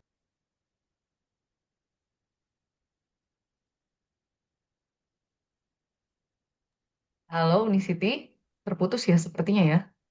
Iya, Tapi sebetulnya Unisiti memang sudah bertanya beberapa kali di chat tadi, memang belum diangkat. Tapi kalau saya bisa apa tarik, kalau memang Unisiti belum balik, intinya beliau bertanya bagaimana sih caranya mendapatkan LOE.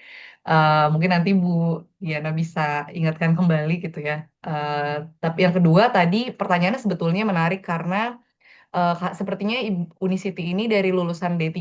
Jadi apakah ada kemungkinan lulusan D3 atau gap atau ijazah SMA yang sudah gap year mendapat beasiswa atau kesempatan kuliah di Australia? Gitu sih, Bu Diana. Silakan mau dijawab yang mana dulu? Oke, baik, Uni Intan, terima kasih. Mungkin saya jawab dulu pertanyaan dari Ibu Nurjanah ya. Ibu Nurjanah ini teman teman saya dan sekarang di SMA 7 ya.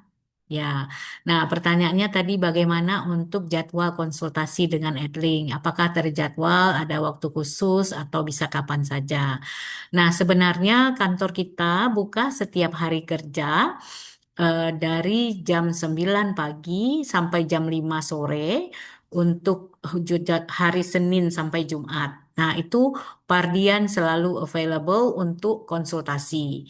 Nah, kalau hari Sabtu itu antara jam 9 dan jam 2 siang, karena kita tutup jam 2 di hari Sabtu. Jadi kalau ada teman-teman atau murid-murid Ibu Nurjanah mau berkonsultasi, bisa datang di waktu-waktu itu. Kalau misalnya butuh konsultasi khusus, misalnya dengan saya, nanti kita bisa by appointment gitu. Ada appointment tanggal berapa, jam berapa yang kita sepakati. Tapi kalau mau anytime, itu Pardian selalu ada.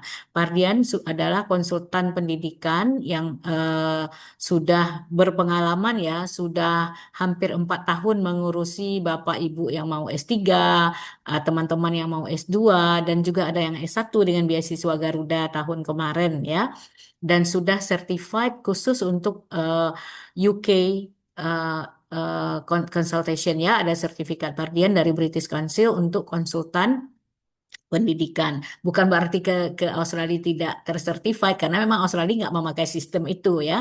Tapi justru mayoritas klien kita di Erling Padang tujuan paling banyak dituju adalah ke Australia. Nomor 2 baru ke UK ya. Nah, jadi bisa kapan saja Ibu Nurjana. Lalu bagaimana membantu siswa-siswi yang ingin melanjutkan studi ke Australia? Nah, saat ini karena ada beasiswa Garuda, banyak sekali permintaan yang masuk ke Edling untuk bekerja sama untuk persiapan siswa-siswi SMA ke luar negeri. Yang sudah berjalan saat ini itu dengan SMA 8 dan SMA 3. Jadi sudah ada kelas persiapan ke luar negeri di sana kita jalankan. Jadi ada tim Edling yang ke sana untuk membantu persiapan IELTS mereka. Yang tadi yang dikata Bu Nurjana dikhawatirkan studennya nanti merasa kesulitan. Nah, jadi itu sudah ada tim kita yang mengajar khusus untuk IELTS preparation class. Nanti setelah mereka selesai, kita langsung bantu pengurusan LOE-nya ya. Jadi eh, tinggal nanti bagaimana apakah SMA 7 akan membuat pola serupa atau mengirim siswanya ke Edling, ya kita bebas saja. Ya, yang penting kita sangat happy membantu siswa-siswi yang bermotivasi untuk melanjutkan studi ke luar negeri. Untuk S1 khususnya kan beasiswa Garuda ini baru muncul ya. Tahun lalu kita sudah membantu siswa SMA 2 Payakumbuh, SMA 2 Bukit Tinggi. Dan sekarang sudah melanjutkan studinya di Monash dengan beasiswa Garuda di Melbourne, ya di Australia. Jadi itu nanti bisa dibicarakan di sekolah, kira-kira bagaimana pola yang diinginkan oleh sekolah. Nah itu kira-kira Ibu Nurjana mungkin sudah bisa dijawab. Ya, terima kasih Bu Ya. Diana. Sudah Oke. cukup jelas. Nah kemudian dari Ibu Rosilawati ya. Rosnilawati. Ya, nah tadi karena belum pernah tes IELTS ya, belum tahu bagaimana skornya.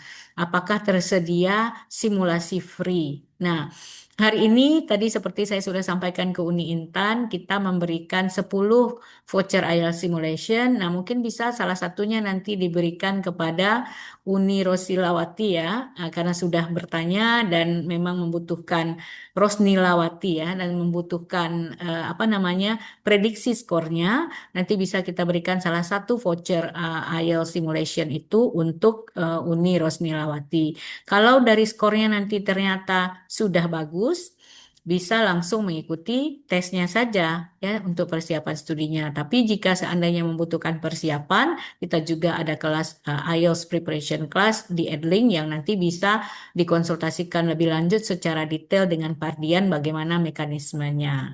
Nah, itu kira-kira jawaban untuk Uni Rosnilawati. Lalu untuk Unisiti tadi ya terputus pertanyaannya, tapi sudah dibacakan oleh Uni Intan.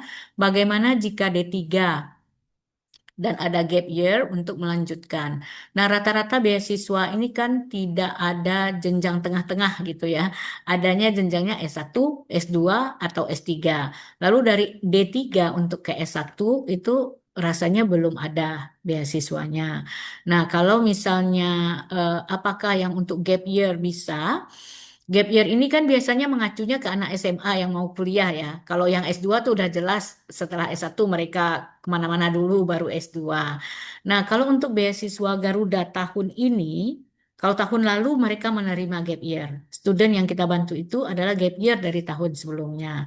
Tapi tahun ini saya lihat di persyaratan beasiswa itu tidak menerima siswa yang gap year. Harus siswa yang kelas 12 tahun ini. Jadi mungkin itu jawaban untuk Unisiti ya. Ini ya. Ya, Bu Oke. Diana sudah Ya. menjawab. Terima kasih banyak. Masih ada pertanyaan banyak, Bu. Jadi saya izin bacakan dari chat dulu ya. Ya. Jadi ada beberapa pertanyaan. Saya izin bertanya dari Uda Fajar. Dokter by Research, apakah peluangnya besar untuk rumpun Soshum, terutama di Monash? Saya marketing manajemen, berapa tahun studi S3 by Research? Oke, baik. Ya rata-rata memang studi S3 by research ya. Dan apakah besar peluangnya atau tidak untuk studi di Monash? Nah, ini sekali lagi tergantung ketersediaan supervisor sesuai dengan riset proposal Uda Fajar ya. Mungkin Uda Fajar bisa merumuskan topik risetnya, lalu kemudian mulai mengoret-oret draft proposalnya, dan mulai melirik-lirik calon supervisor di Monash. Sebenarnya peluangnya cukup besar karena fakultinya itu cukup besar ya. Kalau di Monash dia punya kampus satu di daerah Caulfield yang berbeda dengan Clayton Campus yang menjadi pusat Monash. Nah, kalau misalnya tersedia supervisor yang sesuai dengan bidang minat penelitian Uda Fajar, itu sudah terbuka peluang biasanya untuk mendapatkan LOA dari Monash University. Nah, kenapa tadi saya menekankan juga ada nih calon PhD yang Bu cariin aja lah saya supervisor. Saya rasanya nggak bisa gitu kan. Nah, kenapa kita tidak bisa? Karena itu tadi riset proposalnya kan milik kita sendiri dan tidak jarang biasanya most likely sekarang calon supervisor itu setelah membaca dan kalau mereka ada indikasi tertarik, mereka akan mengaturkan Zoom meeting dengan Bapak Ibu. Jadi Zoom meeting dulu untuk menanyakan apakah eh, memperdalam apa yang ingin kita cari dari riset kita. Nah, itu dilakukan diaturkan oleh calon supervisor. Beberapa sebagian besar sih yang sudah mendapatkan kesempatan Zoom meeting itu biasanya mereka lolos. Setelah Zoom meeting langsung keluar surat I agree to supervise your research. Nah, itu sudah cukup untuk diberikan ke Pardian untuk Pardian kemudian memproses LOE-nya. Ya. Nah, tapi tanpa itu Pardian nggak bisa maju-maju. Bapak Ibu sudah memberikan ijazah, transkrip, IELTS, IELTS-nya setinggi mungkin pun nggak bisa kalau tidak ada calon supervisornya. Jadi gitu ya udah Fajar, peluang udah Fajar untuk di Monash itu bisa tergantung ketersediaan supervisornya. Tapi seperti saya bilang tadi, kirimkanlah ke beberapa universitas.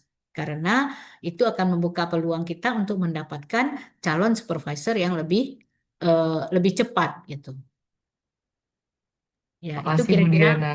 Ya, selanjutnya ya Bu, Em, kita masih punya 10 menit lagi sih sebetulnya kalau dari jadwal. Eh, ini agak spesifik Bu tentang beasiswa AAS. Apakah saya dari Uni Nadira, apakah saya bisa bertanya terkait studi dengan beasiswa AAS? Saya penasaran. Berhubung jurusan yang sesuai dengan study plan saya hanya ada Master of Brain and Mind Sciences di USYD. Apakah boleh jika saya mengisi jurusan tersebut di kedua kolom kampus dan jurusan pada application form AAS? Oke. Nah, apakah bisa saya mengisi jurusan tersebut? Ya, Heeh, kalau di misalnya form memang di saya belum melihat form AAS yang formnya. sekarang ya, tapi kalau misalnya ada kolom yang kita bisa memilih preference, ada pertama dan kedua, itu tidak apa-apa dimasukkan. Tapi seingat saya dan setahu saya, untuk ini untuk yang S3 ya, apakah S3 atau S2 Dia yang tidak break yang menyebutkan sih Bu, tapi nah, heeh. nah sedikit berbeda ya, karena Oh kalau sorry, master Bu, master berarti oh, S2 ya, master. master Oke, maaf. master. Nah, kalau master sih mungkin tidak apa-apa ya, karena kita memang punya preference. Eh, kalau memang ada kolom untuk bisa memasukkan lebih dari satu pilihan di situ.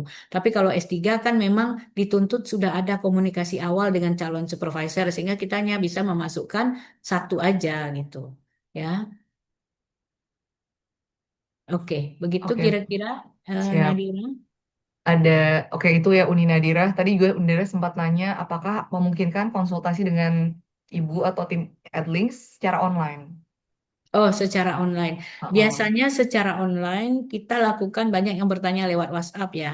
Jadi Hmm, anytime kita tidak harus duduk terpaku di meja membuka Zoom, kita bisa jawab pertanyaan Bapak Ibu. Jadi boleh saja kita oh, bisa oke. WhatsApp ke nomor saya langsung juga boleh, ke nomor yang dipegang oleh Pardian juga boleh. Tapi kalau nomor yang dipegang oleh Pardian yang 3.500 di belakangnya mungkin tadi udah diberi ya Pardian kontak detail kita, itu hanya diakses pada jam kerja oleh Pardian. Dari jam 9 sampai jam 5. Kalau lewat after hours itu biasanya saya masih membalas kalau ada email atau ada WA yang masuk. Atau early morning saya belum mulai aktivitas saya membalas. Tapi kalau Pardian hanya mungkin kok nggak dijawab-jawab gitu. Kalau Bapak Ibu mungkin mengirimnya jam 5.30 itu Pardian udah pulang kantor sehingga nggak ada akses lagi ke situ gitu. Oke, oke Bu. Selanjutnya, em, tadi ada pertanyaan, tapi ini sepertinya udah terjawab tadi ya Bu. Apakah ada link untuk kita bisa mencari calon supervisor yang cocok? Itu tadi kita kembali ke web universitas masing-masing ya Bu ya. Tadi udah sempat Iya. di show juga sama Uda Pardian. Selanjutnya dari Google Sheet Bu, ada banyak sebenarnya, tapi saya coba sortir. Mungkin pertanyaan santai dulu, hal yang paling menarik dan yang paling menyedihkan selama jadi mahasiswa di Australia Bu. Oke. Kalau hal yang paling menyedihkan ya, ini berarti pengalaman pribadi saya ya. Iya benar Bu. Ya, saya ketika itu membawa ibu saya juga untuk studi ke sana. Ketika saya studi di sana. Kenapa saya membawa ibu saya? Karena saya itu hanya dua bersaudara. Dan adik saya kebetulan juga memperoleh kesempatan untuk studi di Australia. Jadi semua keluarga kita, anak, menantu, semuanya berada di Australia. Jadi saya harus membawa ibu saya yang berusia 81 tahun ketika itu untuk ikut kita.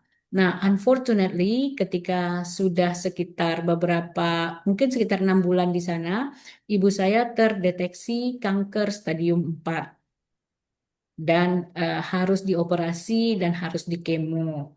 Dan saya harus mendampingi beliau tentunya. Nah, ini sangat sedih sekali ya, tapi saya sangat beruntung saya mendapatkan supervisor yang sangat suportif. Supervisor saya ada 2 orang, kedua-duanya orang eh, Australia.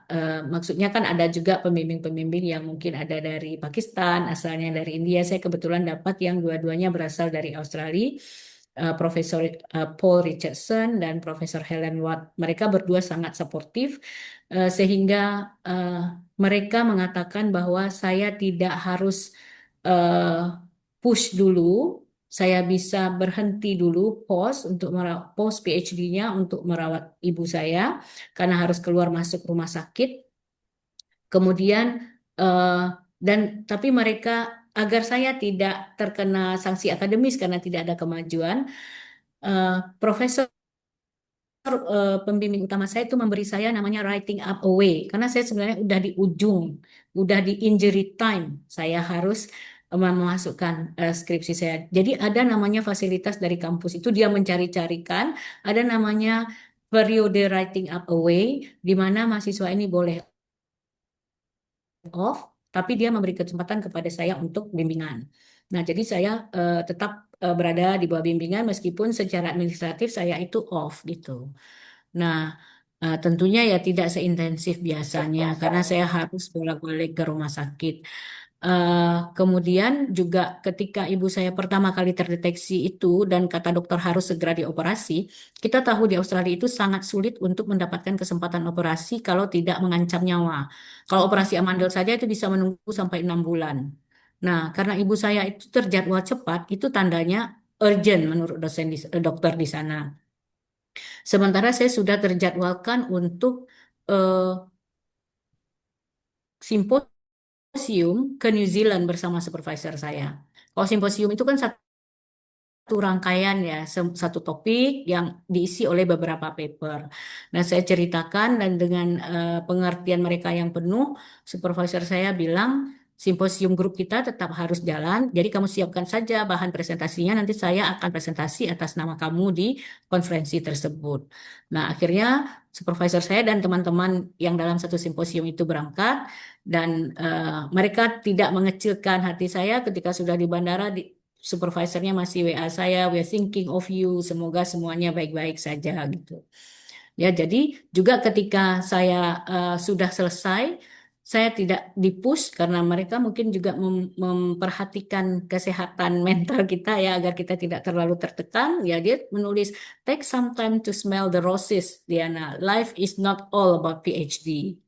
Ya, jadi sangat saya terharu kalau bercerita tentang itu gitu. Jadi pengertian mereka yang besar itu sangat membantu saya untuk bisa menyelesaikan PhD saya. Dan juga staf administratif di sana, sebenarnya saya kan beasiswa Endeavour ya. Endeavour itu dari awal sudah ada ketentuan bahwa jika kita off, beasiswa kita itu tidak akan keluar.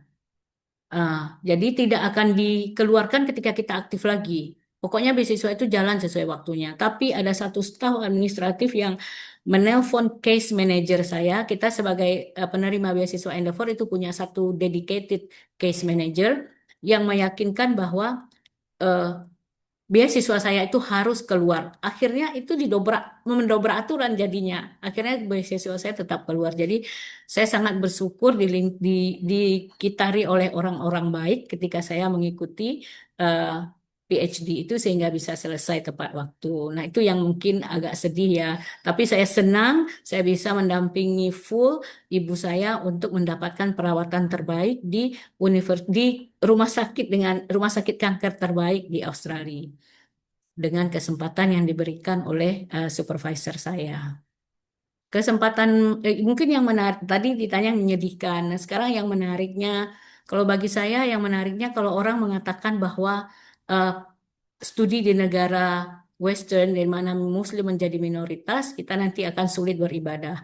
Saya justru mendapatkan kesempatan untuk eh, berhaji dari Australia ketika saya melanjutkan studi S3. Wah, nggak nyangka Bu, pertanyaannya ternyata mengupas banyak cerita yang sangat menarik. Apa namanya? Tadi juga mungkin doanya adalah apa? Sebuah rezeki besar ya, dapat pembimbing yang sangat manusiawi, yang sangat mendukung kita sebagai manusia gitu, nggak cuma sebagai mahasiswanya gitu. Ya, Betul. maaf ya Bu, anak saya baru datang. Oh Iya, ya, tidak jadi apa-apa. makasih banyak atas ceritanya. Semoga menginspirasi teman-teman di sini juga. Saya juga jadi ikut terharu, Bu. Jadi satu pertanyaan terakhir kali ya, Bu ya, sebelum ini sebentar. Bu.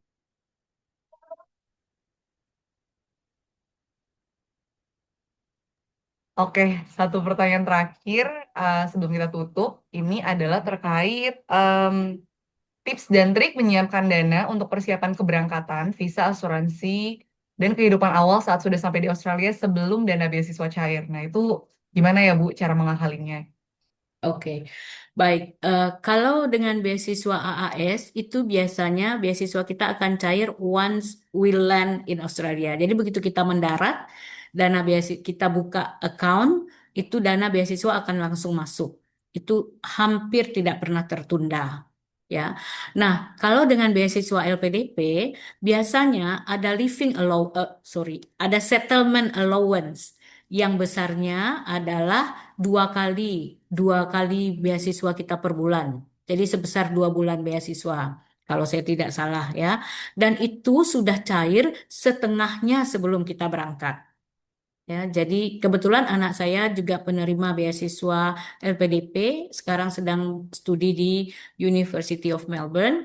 Nah, itu setengah dari beasiswanya sudah cair, settlement allowance-nya itu sudah cair sebelum berangkat. Jadi sekitar 2.800 dolar Australia dan itu sangat cukup untuk memulai hidup di sana gitu. Jadi rata-rata beasiswa yang sudah cukup ada nama ya kayak AAS, LPDP, insya Allah tidak mengalami kendala seperti itu ya Bu ya, yang beasiswa Betul. telat atau nggak ada bekal gitu ya.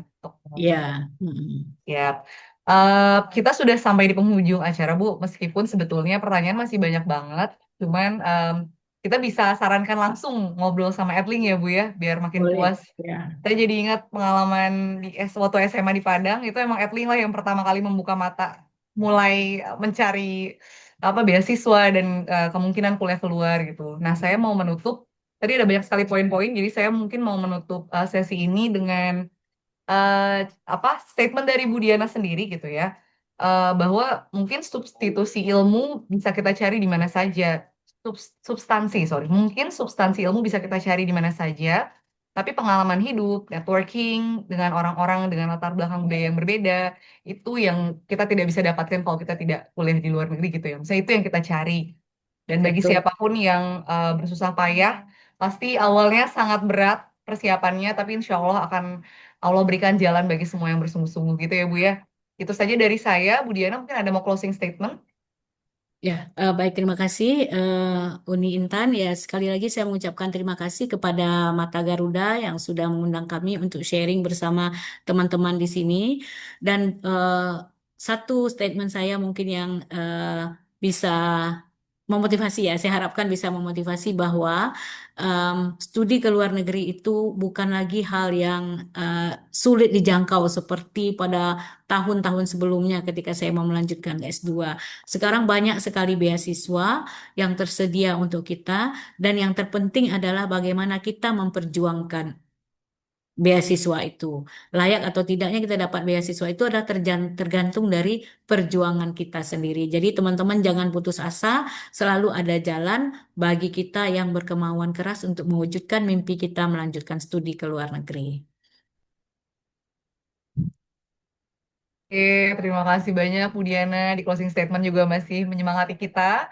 Berikut di layar ada kontaknya Adlink Connect di Padang. Silakan di-save teman-teman, silakan berkonsultasi dan memanfaatkan kesempatan yang sangat baik ini ya. Bagi yang bingung mau mulai dari mana, konsultasi sama Adlink. Saya Nadia Intan Kemala mewakili Mata Garuda Sumatera Barat. Maaf apabila ada kesalahan kata dan ucapan. Semoga kita bertemu lagi di kesempatan lain waktu. Sehat-sehat Bu Diana dan semua teman-teman di sini. Assalamualaikum warahmatullahi wabarakatuh. Waalaikumsalam warahmatullahi wabarakatuh.